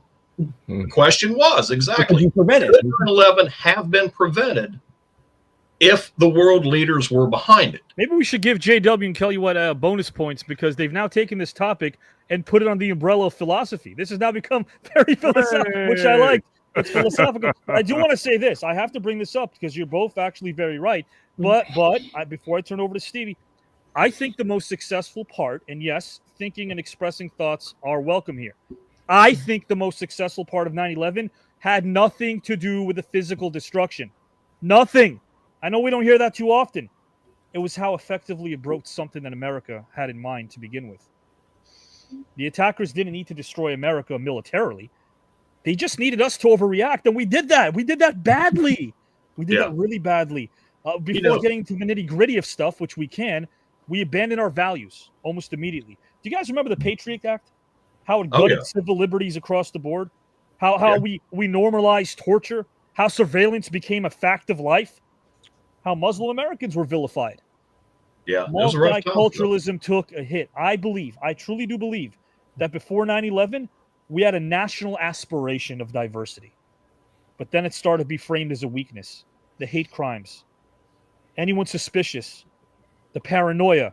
It was like something out of Rod Serling's Twilight Zone. The original.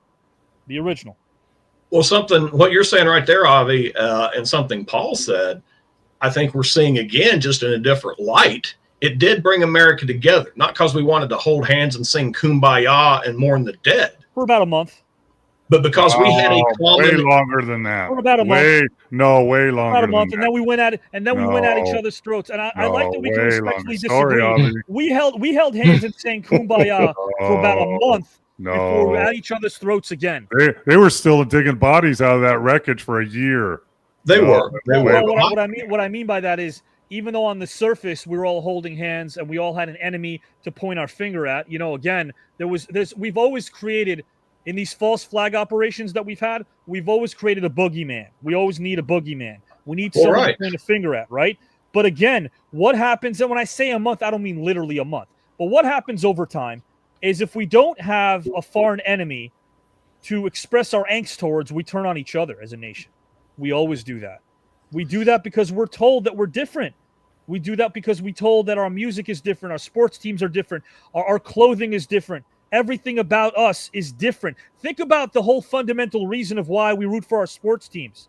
So that we can tell our neighbor, your team sucks, my team is better. Of course we're going to love sports. I love sports. I'm saying to you, the way it's set up systematically is to divide people, not to bring them together. And 9/11 was the masterpiece. I dare say that was a masterpiece because Stevie earlier brought up how by then the powers that be learned a lot after the Kennedy assassination. That's the dividing line. They underestimated the Americans. They thought the Americans would trust their government until Kennedy, until a guy named Mark Lane started freely going on the Mike Douglas show and started talking about what really happened to John F. Kennedy. That's not my point. My point is this, though, is that the government had decades and decades and decades to have the best scriptwriters in the world to come up with something that would divide us. And if we're talking about 9/11 today, and there's a slew of different conspiracy theories, then they've already won because we're busy talking about something we can't change. We're not going to change. Let me ask you this. It does feel good talking about it, but let's be honest. We're not going to change diddly. Go ahead, Paul. That's the history of our country. Yes. Who wrote the script back in the day? America against England, Cowboys against Indians, North against South. It's been our history since the beginning. Well, we were learning our history on the fly, Paul. And we still are today. We're a little bit our world leaders are a little bit more polished because I agree with you, but you have to admit this, Paul. They have learned their lessons. They have learned to not underestimate the public. And that's why they are doubling down on this psychological madness that divides us. There's always 5 or 10, if you notice, 5 or 10 news items globally that divide us throughout the calendar year. They're strategically placed. Remember, Stevie, we were talking about this. I told you I did this experiment from 1987 to now. There have been about 8 to 10 stories globally, Stevie, that have divided us, that have been placed in the calendar year strategically so that we never have a moment to lift our head above water and assume that we are actually a nation that's thriving. strategically that I can happens. see it. Yeah. And it's You know, the across the thing board. is, though, you know, something we talked about earlier, too, there's so many Okay. ways to get your news. Yeah. But nearly all of them are spinning it away from the actual Yes. facts that matter and putting their own take on it. And that's Mhm. what puts the pry bar in that crack that's there and turns it into a real division. The Well, powers think that be have Yeah. learned how to manipulate what's going on. Yes. That's Because if you- blown over the. But back in the day, Cowboys, Indians, okay, whatever, Right. North, South, there was a reason. And now they've learned how to manipulate what they want for people to see what they want and hopefully do what they want. But that's why the ultimate terrorists right now are in our backyard, and they're as patriotic as possible. They're cloaked and they're shrouded in mystery. We call them the powers that be, but they succeeded in one way. They got us to betray ourselves. We're now betraying ourselves. Think about it. Right now, if you become paranoid, culturally speaking, right now, if you have any sort of a dissension about what is constituted as unpatriotic, you're lambasted for it, right? You're unpatriotic if you want to challenge a system that we challenged back in the 60s. What happened? We were challenging this system. It seemed like if it was a boxer, Steve, you know you're boxing, we had them against the ropes, man. We had the world leaders against the ropes. They were barely clutching. And then all of a sudden, what happened? We turned to the audience. We mugged. We mugged too much. Like Donald Gibb playing Jackson in Bloodsport. He had Chung Lee down. He had him down. And then all of a sudden, Van Damme says, keep going. We got him against the ropes. But it didn't work. It didn't last because they doubled down. They realized they can get smarter. And I think they infiltrated our consciousness because no matter what we say right now, we can't do anything about it. Whereas in the 60s, we could. We had our window, but that window and that door has been shut. We had our window. We could have made a difference, but it didn't. And not to delve deeper into this, but all you have to do is look at the Summer of Love in 1969, right? Mm-hmm. Think about what the hippies represented, what that culture, prior to that, the beatniks, they represented something that was supposed to unify us. Well, damn. That sure went awry when Charles Manson and his group of hippies were considered public enemy number one. Public enemy number one. Well, how coincidental that a guy that was on parole was able to get his drugs for free from his parole officer and then go down to San Francisco and get a chance to rally a bunch of unsuspecting hippies to carry on one of the worst murders we've ever seen in this country. So the hippies were no longer looked as peace-loving. And again, if you look at the reach the government has had in order to pull the wool over our eyes, there are so many different examples of how it's done. 9/11 is one of them. Stevie, I have to turn over the floor to you if you'd like to delve into this, please. The floor is yours. I'd just like to say this. I think I agree with you guys and I disagree with you guys. Okay. In a lot of ways. But I agree with you. But it's some of the things I have to especially go against my partner. I'll give my 2 cents on it. Yeah. 9/11 was constructed years before it ever happened. Sure. Years before it ever happened. And in my take and in my experience and my studies that I've done on 9/11, it was only 3 countries involved. 3. And I think those 3 countries have to get permission from the powers that be to do what happened on September 11th, 2001. And those 3 countries are the United States, Great Britain, and Israel. Now, Avi might not agree with me on this, but if he did the research like I have, he will see exactly what I'm talking about. You heard Benjamin Netanyahu come out and say, we benefited from 9/11. Why would he say that? Who owned the World Trade Centers? Larry Silverstein. Why was everybody moving out of the World Trade Center? Because of asbestos, which was going to cost over $1 billion to remove. So why remove the asbestos when you can remove the whole building? This was not a ploy to bring people together. This was a ploy to make you afraid. And when you are afraid, I can do anything to you. Like come up with a Patriot Act. 1, come up with a Patriot Act. 2, How many Muslims have been arrested about the Patriot Act? See, we're not afraid of them anymore. Who are we afraid of? The citizens. So that's why all of that went into play. Eventually, we have to stop who? The people of the country, because they will eventually figure it out. And then what? We have legislation in place to put you in jail just because we want to. It's happening right now. Now you see exactly what I'm talking about. They plan years out. Remember the first, a lot of you don't even remember 1993. That was the first time. February of 93. The buildings got attacked. Then you remember Oklahoma. Then remember right here in Texas, and with the David Koresh thing.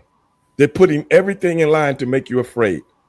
Then, right after Bill Clinton has balanced the budget, 9/11 happens.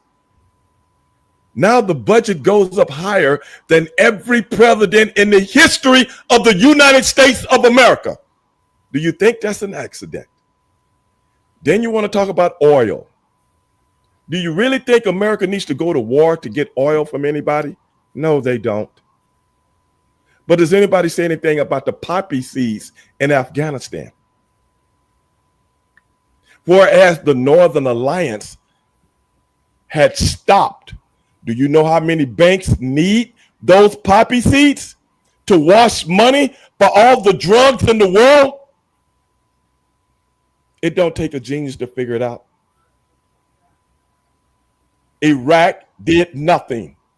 But does anybody talk about Saddam Hussein trying to bring together a commission of states to mess with the American dollar that might bankrupt the United States of America? Do you know everybody in that country had free health care? Do you know everybody in that country went to college for free? How bad could he be? But he threatened the dollar. As far as 9/11 goes, how can 19 guys that don't even know how to fly a plane and a government convinced you that they flew them with precision, yet they don't even know how to fly a Cessna? Yet you got bombs going off in the buildings of which you never heard of on the news. You never heard about it on the news. Airplane fuel, jet fuel is kerosene. Kerosene can't melt nothing. Can't melt nothing. I don't care how much of it they use. If it was that easy, why do these people have to go to school for years and years to learn how to do controlled demolition? All we got to do is use some kerosene and we'll be all right. That'll save somebody millions of dollars. Yeah, let's talk about it. How does a lady say Building 7 that was not hit by anything, recording from the BBC, say Building 7 has fallen, and right behind her the building is still up? BBC, Great Britain. How does that happen? They cut her off in the middle of her telecast. You know why? She was off script. That's why. But do you agree with me, Stevie? If you want to find the problem, I agree with you wholeheartedly. I'm just taking it a little further. That's all I'm doing. I agree with you wholeheartedly.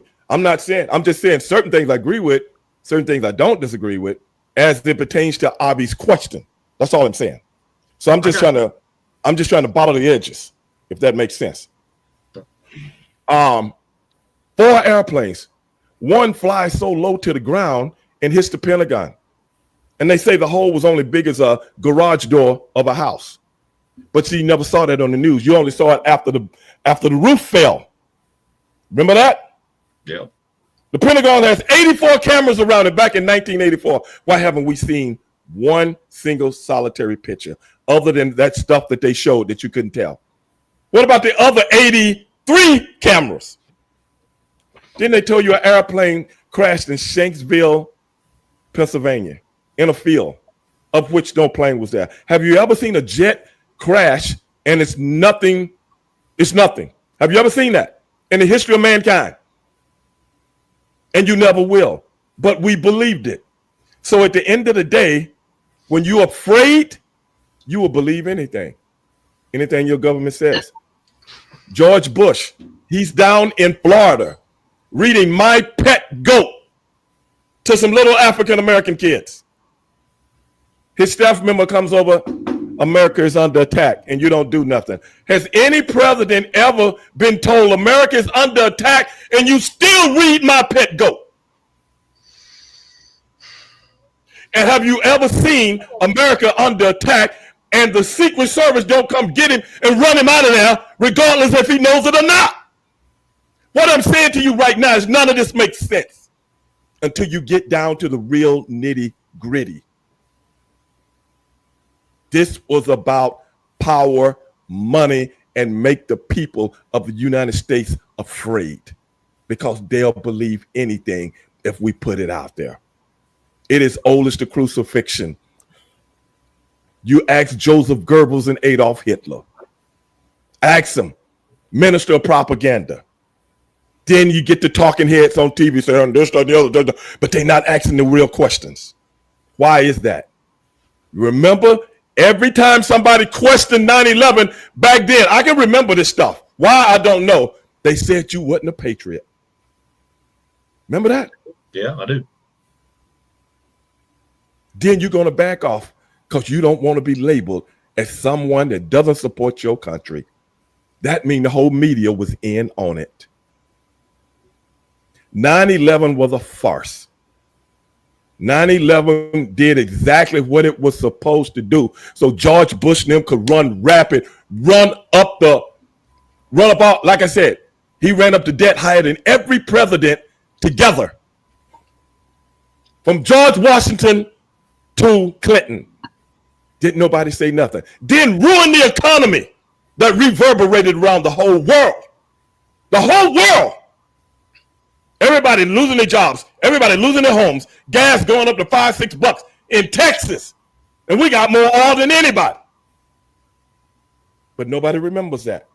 You know why? Because they was getting you ready, prepped. See, you made him such a heel. He had the lowest ratings in the history of mankind. Had the lowest, so things were so bad, they voted a black guy in. The black guy do 8 years, and then the only thing he pretty much did was a healthcare gimmick.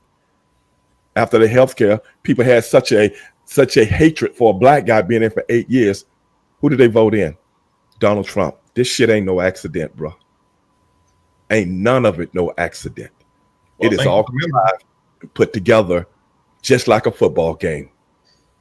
Well, I said just when I was talking that these things are planned over decades, if not longer. And do you know, from what I've been reading, this goes back to 1979. Yeah. This is what and you can read this guy's name, Christopher Bolin. Go read this book. Christopher Bolin. Yeah. How true it is, I don't know, but I'm just reading, and I'm just reading things from the experts that do this for a living, that walks between the raindrops for a living. Yeah. And they break it down in so many different ways. It is so many layers to this that how many times so many things can happen in one day that's never happened before. And they all happen in one day. Well, let me ask you this, Stevie Ray. We've talked about the longevity of these plans and the media. When do you think they started training us to jump through their hoops? When did they start? If they can make you believe that a 24-year-old kid that doesn't even know how to shoot a gun killed the president while he's in a moving car from the 6th floor in the Books Depository building, who knows? And not only that, let's say the end of World War II, 1945.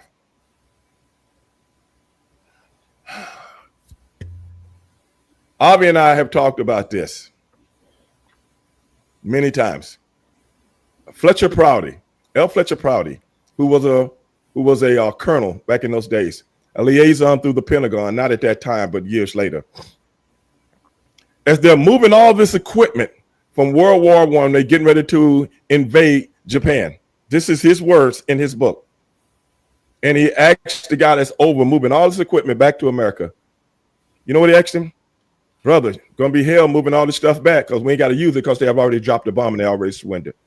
He said, no, I'm not shipping it back to the United States. I'm shipping half of it to Korea and I'm sending the other half to Southeast Asia. What were the next two wars fought for the United States of America? Vietnam and Korea. Now, how would somebody know that years before it even went down? That means the plans to go into Vietnam were imminent in 1945, and it wasn't submitted to 1965. So it had to go down. JFK wanted to stop that, along other things. He was another one that was messing with the money. He was the one that was trying to implement greenbacks. What happened to him? See what I'm saying? That's a pattern here. Only thing you have to do, look at the patterns. Who's behind it all? I have no idea. But I'm just saying, going back to Abi's question, no, it was imminent. It had to happen. That's just my take. A lot to unpack. I'm not going to unpack it. What I am going to say initially is you mentioned a name, Christopher Bolin. Interesting name that you brought up. I don't think a lot of people, and I could be wrong, maybe some of our audience members do know that name. But if we are going to do some research about Christopher Bolin, which I've done as well extensively since 9/11, not before, was that he was a promoter of anti-Semitism, Stevie. Oh, I'm not saying he's was anti-Semitic or not. I'm talking about his research. I know, I am. You know what I'm saying? I'm talking about his research. My launching pad is saying that he was, right? So that's number one. I never questioned that, though. So bringing it up to me is academic, because I'm not questioning whether he was anti-Semitic or not. I'm talking about his literature. Correct. And if you cite his source and you look at his literature, a lot of them, not just anything that has to do with 9/11, it provides a very slanted point of view. Very slanted point of view. And as a matter of fact, his research is slanted as well. I don't know if people know about this, but if you look at the Nation of Islam, they rejected Christopher Bolin. They rejected him. Okay, well, what? Go ahead, please. Go ahead. Okay. What I'm saying is this. Sure. Christopher Bolin is an expert on 9/11. He has studied it to the T. He's just one person that I brought up. He's just one. Now, I don't think we have time for me to bring up all the rest of them. No. But be that as it may, if you're questioning what I was saying about the three, right? I was talking about the three countries that was involved in 9/11. Correct. And I mentioned Benjamin Netanyahu, who said that we benefited from 9/11. Are you going to? Yeah, I will debate that. You're taking an. No, I'm not debating it. I'm telling you, did he say that or not? You're taking an excerpt that he said, and it's out of context. I'd be happy to kind of go over that and delve deeply into where it originated from. Sure, Stevie, what's the most heavily guarded embassy in the U.S.? Frankly, I don't know. I think they all can be had when they want to be had. It starts with S, and then there's another word that starts with A, and that would be Saudi Arabia. Right? Why do we guard them to a T? And you know the answer to this. I know it. Yes, I know. Why do we guard them to a T? How come? What's the reason? Money, right? We guard them to a T. Of course. Right. And again, a lot of the things that you brought up, I actually agree with wholeheartedly. And I want our audience to know, and anybody else watching, that when it comes to due diligence, you definitely do your due diligence. I can honestly say that I've learned a ton from you. A ton. The greatest thing I always say about being a former teacher is also being a current learner. I want to learn, and I've learned a lot from you. So I want to start by saying that, because a lot of the things that you said were factually correct, without question. But the suggestion, even if anyone ever read that rabbit hole of a 9/11 commission report, which is impossible to read. I mean, guys, if you ever try to tackle this thing, that's why you never should bring it up, because it was all fabricated. Not only was it fabricated, but a lot of the stuff is obviously still classified and won't be declassified. We know that as well. They never brought up Building 7 in the commission. How can you not do that? Or AMDOCs, or urban moving systems. Those weren't brought up either, right? So there were a lot of things that were conveniently left out. Right. So there's a lot of things that I agree with you about. And this isn't a case of Zionism. This isn't a case right now of, look, if you want to talk about a parliamentary democracy, where fundamental liberties are legally protected, that Mhm. would be Israel. Correct. Mhm. They are not barred, and they are not. For me, it's not no holds barred. I will not have. A Maybe dividing I line. should have. I Maybe will I not should a have dividing said. line when it comes to critiquing. Maybe I should anything. have said country, but a faction. Well, I'll say this. If you Maybe I have a- shouldn't have said country, but faction. Okay. And that part I would debate till the cows come home. Well, we could always debate that, absolutely. But the one thing I want to debate is the credibility of some of the people in the cottage industry that produce Mhm. books and tracts and websites blaming, yes, Israelis and Jews for 9/11, and that allowed anti-Semitism. But I'm not putting it in that context. though. Long-standing tropes about what took place over there, when in Mhm. essence, what Saudi Arabia wanted to do, and this was not something the U.S. was privy about, was making sure that there was an enemy that would not benefit from 9/11 because it gave all these different groups that are hateful, all these extremists, way before ISIS, Hamas, Mhm. Hezbollah, the PLO, which was dying to get recognized and couldn't, obviously. They gave them carte blanche to attack Israel during the Intifada. If people know what the Intifada is, look it up. If you don't, I suggest you do. The Intifada actually hurt Israel more post 9/11 because Mhm. of these tropes. These dangerous tropes gave them what they thought would be carte blanche to attack a country that blamed them for doing the very same thing. So if you don't believe the terrorists did it and you believe Israel was involved, you now can go ahead and cross those borders and take the money that Iran is funding you to dig tunnels, to go into Israel, to put straps on yourselves and bombs and blow up people that have nothing to do with this war. People in nursing homes, people in hospitals, they gave them carte blanche. So going back to that quote that Netanyahu said, yes, but if you look up at the full quote and read the context historically, Mhm. the historical Mhm. context was we now have a right to defend ourselves where we were told not to by the U.S. because, again, the hand that feeds you, you can never bite it. We all know that Israel is funded by the U.S., sure, but Israel also builds a lot of parts for the U.S. militarily speaking, including the F-15 and the F-16. Okay, let's get. If we're going to talk about military, if we're going to talk about military, if we're going to talk about military. Finish my point. He said we Go ahead. now have carte blanche to tell Mhm. our military and our Air Force, which is considered one of the best in the world, we can tell our Air Force to go ahead and proceed with these attacks and destroy these organizations that are hateful. We now Mhm. have a chance to do that where we were stifled before then. Whereas prior to Netanyahu, there were people like Menahem Golan. There were people, of course, like Yitzhak Shamir, all these prime ministers who have the same sort of Mhm. parliamentary government that England has. They were told that they had to step down. This was a clear case. This anti-Semitic uprising since 9/11 gave people like Netanyahu a chance, and he wasn't even the prime minister back then. It was Barak, but it gave people Ehud Barak, by the way, who offered 95% of the West Bank to Arafat just so he could show the world that Arafat won't even accept that because all he cared about was death to the Jews. I mean, if you do your research, you'll understand that's what religious warfare is. And again, when I say that, I mean to our viewers. But the reason why he said that was because he now had carte blanche to attack without the U.S.'s approval. Hate crimes went up tenfold after 9/11 in the state of Israel. Tenfold Mhm. because that happened. Mhm. So, no, it didn't really benefit them in that regard. It actually gave them carte blanche to attack without the permission that the U.S. usually granted them. Let me tell you what I was regarding to. I'm talking about all the different countries that the United States, that a general, I can't remember his name now, said that we're going to attack. He was told we're going to attack 7 countries. Yes. Countries that Israel don't have to worry about anymore. That's how what I'm talking about, how it benefited Israel. In the Middle East. Yes. In the Middle East, you're correct.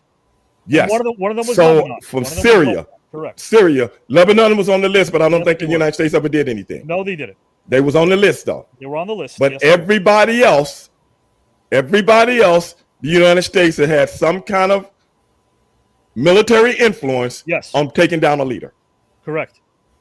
And I'm glad that you also brought this up because you went up to L. Richard Prouty.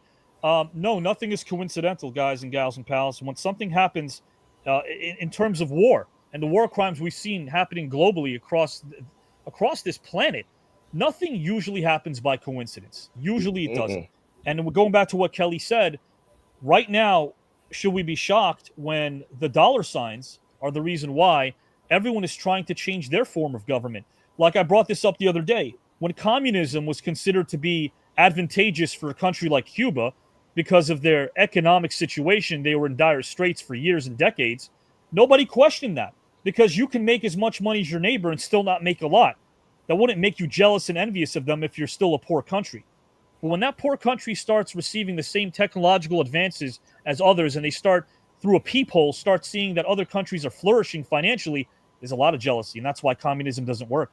Now, all of a sudden, you value what you do more so than your neighbor, and you want to make more, in turn, more than your neighbor does. So it does always lead to the dollar. Communism has collapsed before it even succeeded because of that. If you think about it, Steve, capitalism has never been stronger. Go ahead. I'm sorry. Let me ask you something, man. I don't agree with that. Okay. China is flourishing just well. How? I think corrupted communism doesn't work. Is this what was Russia practicing the kind of communism that Lenin was actually writing about? No, they were an oligarchy pretending to be communist. Exactly. That's why. How is it that Vietnam is flourishing and China is also? Well, they were largely agrarian. I mean, they've now become the second largest. It's more than one kind of communism, though. Maybe that's what we're talking about. Well, what I was going to say, everybody's on the same page. Everybody got to be on the same page. What I was saying is this: I'm talking about the public sector, Stevie. I'm not talking about the leaders that run those countries. I'm talking about people inherently who felt like they're worth more than their neighbor was making. And that's why it didn't work eventually in Cuba, although systematically you could understand why it did work. But here, even then, right? What about American sanctions? In regards to what? Cuba. The sanctions? Yes. Yeah. But what about the embargoes? What about the forced entries to get sugarcane, which was considered one of their assets, and tobacco? Exactly. Right? Okay, so they did that in force. They did the same thing in Grenada when Reagan tried to trump a reason as to why we have carte blanche to go there and take their resources. And that was pretty much Great Britain's deal. See how we stepped in? Oh, yeah. They were behind that, and they also were behind that strategically. Right. And going back to Cuba, we were actually doing pretty well in our relations with them prior to Castro with Batista. It was considered Las Vegas before Las Vegas. It was a great tourist attraction. But, so they try to starve them to death in the Western Hemisphere because they don't want communism in the Western Hemisphere. And they succeeded by doing that. Yes. I know they did. So the oppressed people in China, they're really the recipients of it being considered the second largest economy in the world? Are they the recipients of that? No. That's my question. No. They're not benefiting at all. I've been there. Yeah. I've been there. Yeah. China is not flourishing. They're not.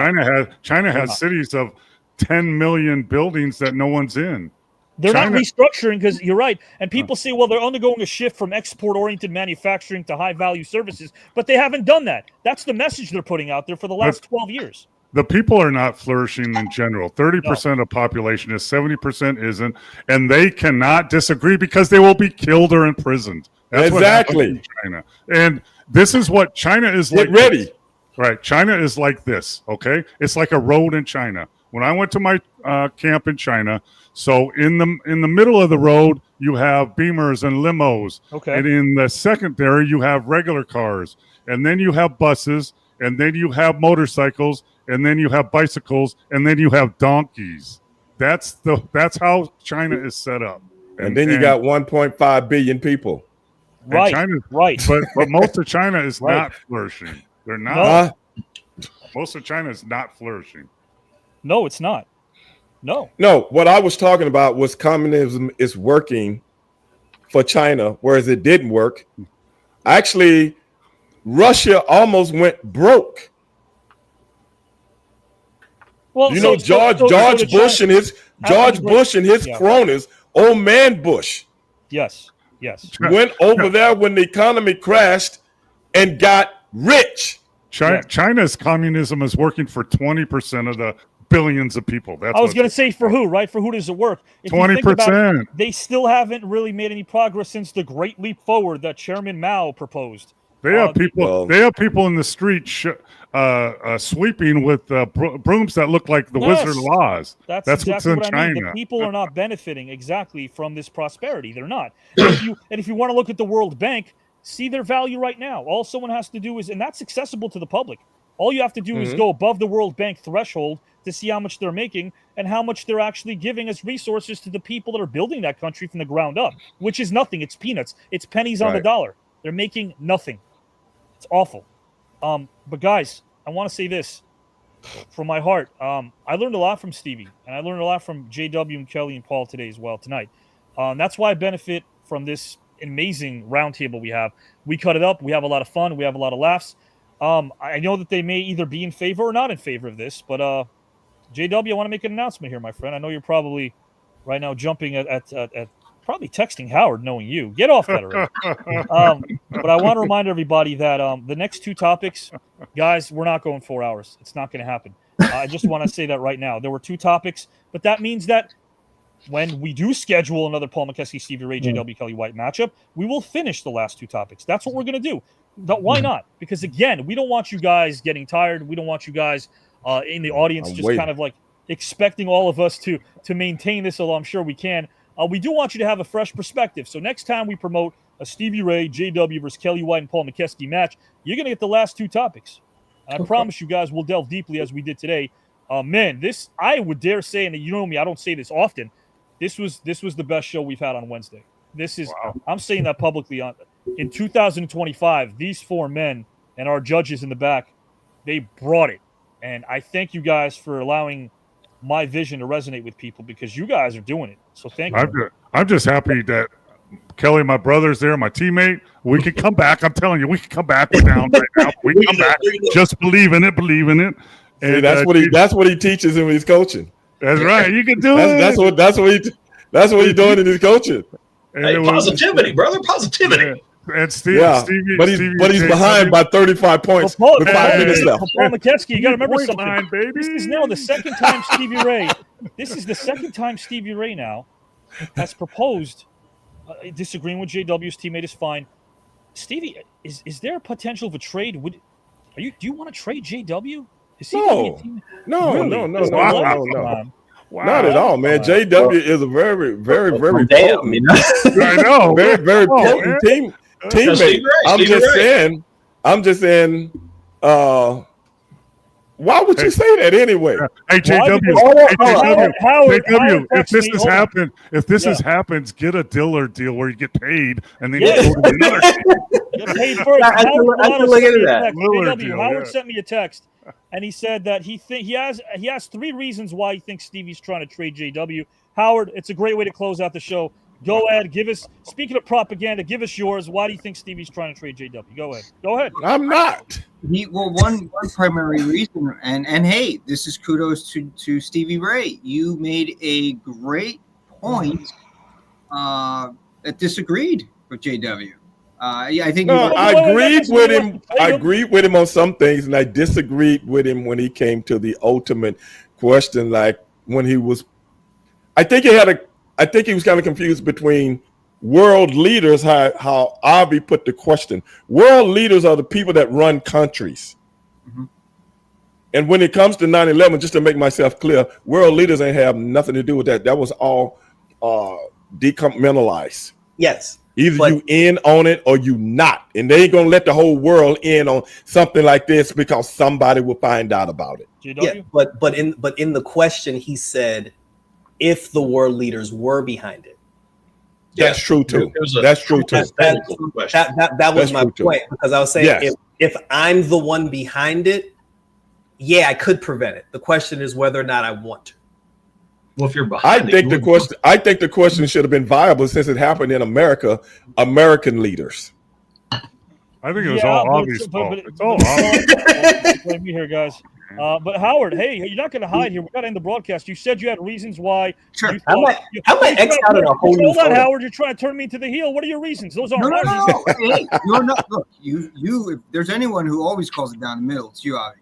So what are your reasons then? And the other reason is Stevie doesn't trust those eyes behind JW. No, wait, that's conjecture, though. That's conjecture. No. Look at it.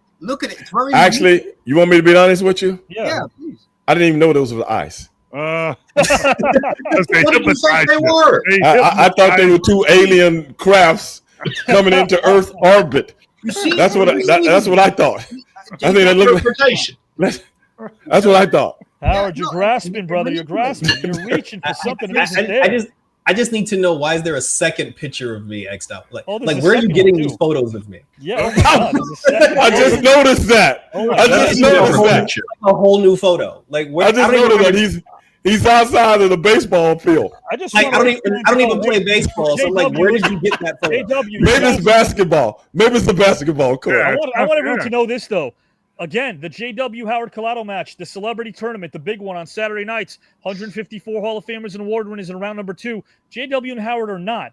But because of what you're watching now, it should give you reason to watch their match coming down the pike because they're in this tournament as well. They're going one-on-one. It won't be a regular, typical debate match, I can tell you that. It's going to happen very soon because round number 2 is about to end. So, JW, any closing remarks for Howard before we end this thing, please? The background thing is kind of creepy. Is that it? That's all you got? That's all you got, JW? That's all you got? After 2 years of this with Howard, that's all you got? Okay. Creepy. It's like I can't come at him when I'm looking at me behind him. like that's very weird. And Gotcha. It's kind of creepy. Okay. Kind of creepy. There. Okay. So, guys, here's again. I want you guys to let everyone know. I didn't bring this up with Paul earlier. I want to bring it up now. Paul, where can we find your podcast? It's a lot of fun. I have 2 of them. One's on Facebook Live. We Got Next, We Got Next Game, and then the other one's on TV and YouTube. It's called Basketball Past, Present, and Future, and that's with Jesse O and C.J. Watson, who played in the NBA. He actually played for me in Charlotte, and on that show, I'm Basketball Past. Okay. I love that. And Paul, I know we're not going to delve into What do you guys basically talk about? Just basketball? Current in the past? Yeah, and we talk about NIL and transfer portal and WNBA and are there new teams coming to Vegas and Seattle? And we get old school. Okay. We had Artist Gilmore was a guest last week here in Vegas. So we chop up, Artist is going to be our official judge on the team challenge every Wednesday, which will be a lot of fun. We're getting man. Artist here. He's part of the tournament as well, the celebrity tournament. Guys, again, you brought up Lenny Wilkins, who coached you. He's part of round 2 of this tournament. His match is coming up soon as well. Lenny, he actually went up against Magnum TA in round number 1. Guys, again, this Saturday night, a lot of fun. I won't pull up the flyer, but we got WWE Hall of Famer Jake Roberts. We did not play the match because there was tributes on Saturday. We got Jake Roberts on this Saturday. We got Brett Saberhagen, Baseball Hall of Famer, this Saturday. We have the great Antonio Davis, NBA legend. This Saturday, he runs the Retirement Players Association as well, and an NHL mystery participant. That's going to air this Saturday night. And still to come, guys and gals, I did say this a little too soon. Stevie Ray's match is coming up. His second-round matchup is coming up. Who is it against? You'll find out. Paul Mokeski already moved on to round number 3. Kelly's there as well. JW and Howard, they got their match coming up. So a lot of fun on Saturday nights. Next Wednesday, a brand-new team challenge. This match is to be continued. It'll happen in a few weeks, I'm sure. We'll figure out the dates. I want to thank you all for joining us tonight. And remember, guys and gals and pals, the moment you stop thinking is the moment you stop living. So keep thinking, keep producing, and we are here for you 24/7. Unless you're Howard Collado, probably about 18/7, 16/7 or so. All right, guys. Howard, thank you very much. Kelly White, thank you, my friend. In Details, guys and gals, is coming back very soon. Watch him on Tuesday nights with his live. JW, please plug where you're at, my friend. Yeah, right now, go on YouTube. That's Red Eyes Entertainment. Red Eyes with a Z. Over the weekend. Over the weekend, I went to New York Swim Week, which was a swimsuit fashion show. I filmed the event, I covered it, and the videos of the swimsuit fashion show is currently up on my YouTube channel. I think I saw that. I saw that. I did not know if it was somebody posted some of it on YouTube. Yeah, I've been posting. I probably have about 9 videos from that fashion show. It might have been you. I couldn't tell. If you need anybody from last year, I have a nice Speedo I can wear. Just let me know. Well, I didn't host the event. I just they didn't have any guys in it. They did have guys, didn't they? Yeah, there were a couple of guys. It was the funniest thing. Let's no Paul in there, brother. I'll pay to see that. There were 18 designers. They maybe had like 30 female models and like 4 male models. I did see a couple of. That's why I said I did see a couple of male models. Yeah. With like the long gym shorts on. How right? about this, Stevie? Though, how about this though? What's that? JW's got again a great gig there. A lot of attractive models over there. A lot of. I saw it on YouTube. And then he's trying to tell me behind the scenes he's got a difficult job. Really? Oh yeah, Really? the hours are strenuous. Really, Yeah, JW, really. Yeah, all 30 minutes of Standing them. up, All like 30 standing minutes. up and holding that camera gets Guys and gals and pals. Like my Check shoulder out hurts JW, now. though. Like, He's got a lot of great content. He works really hard. Again, I've known him for many, many years. Paul, I know we can't talk about this as well in detail, but a lot of great things we're doing for your script. I'm very excited about it, my friend. Yeah, it's going to be like Blue Chips meets Ocean's 11.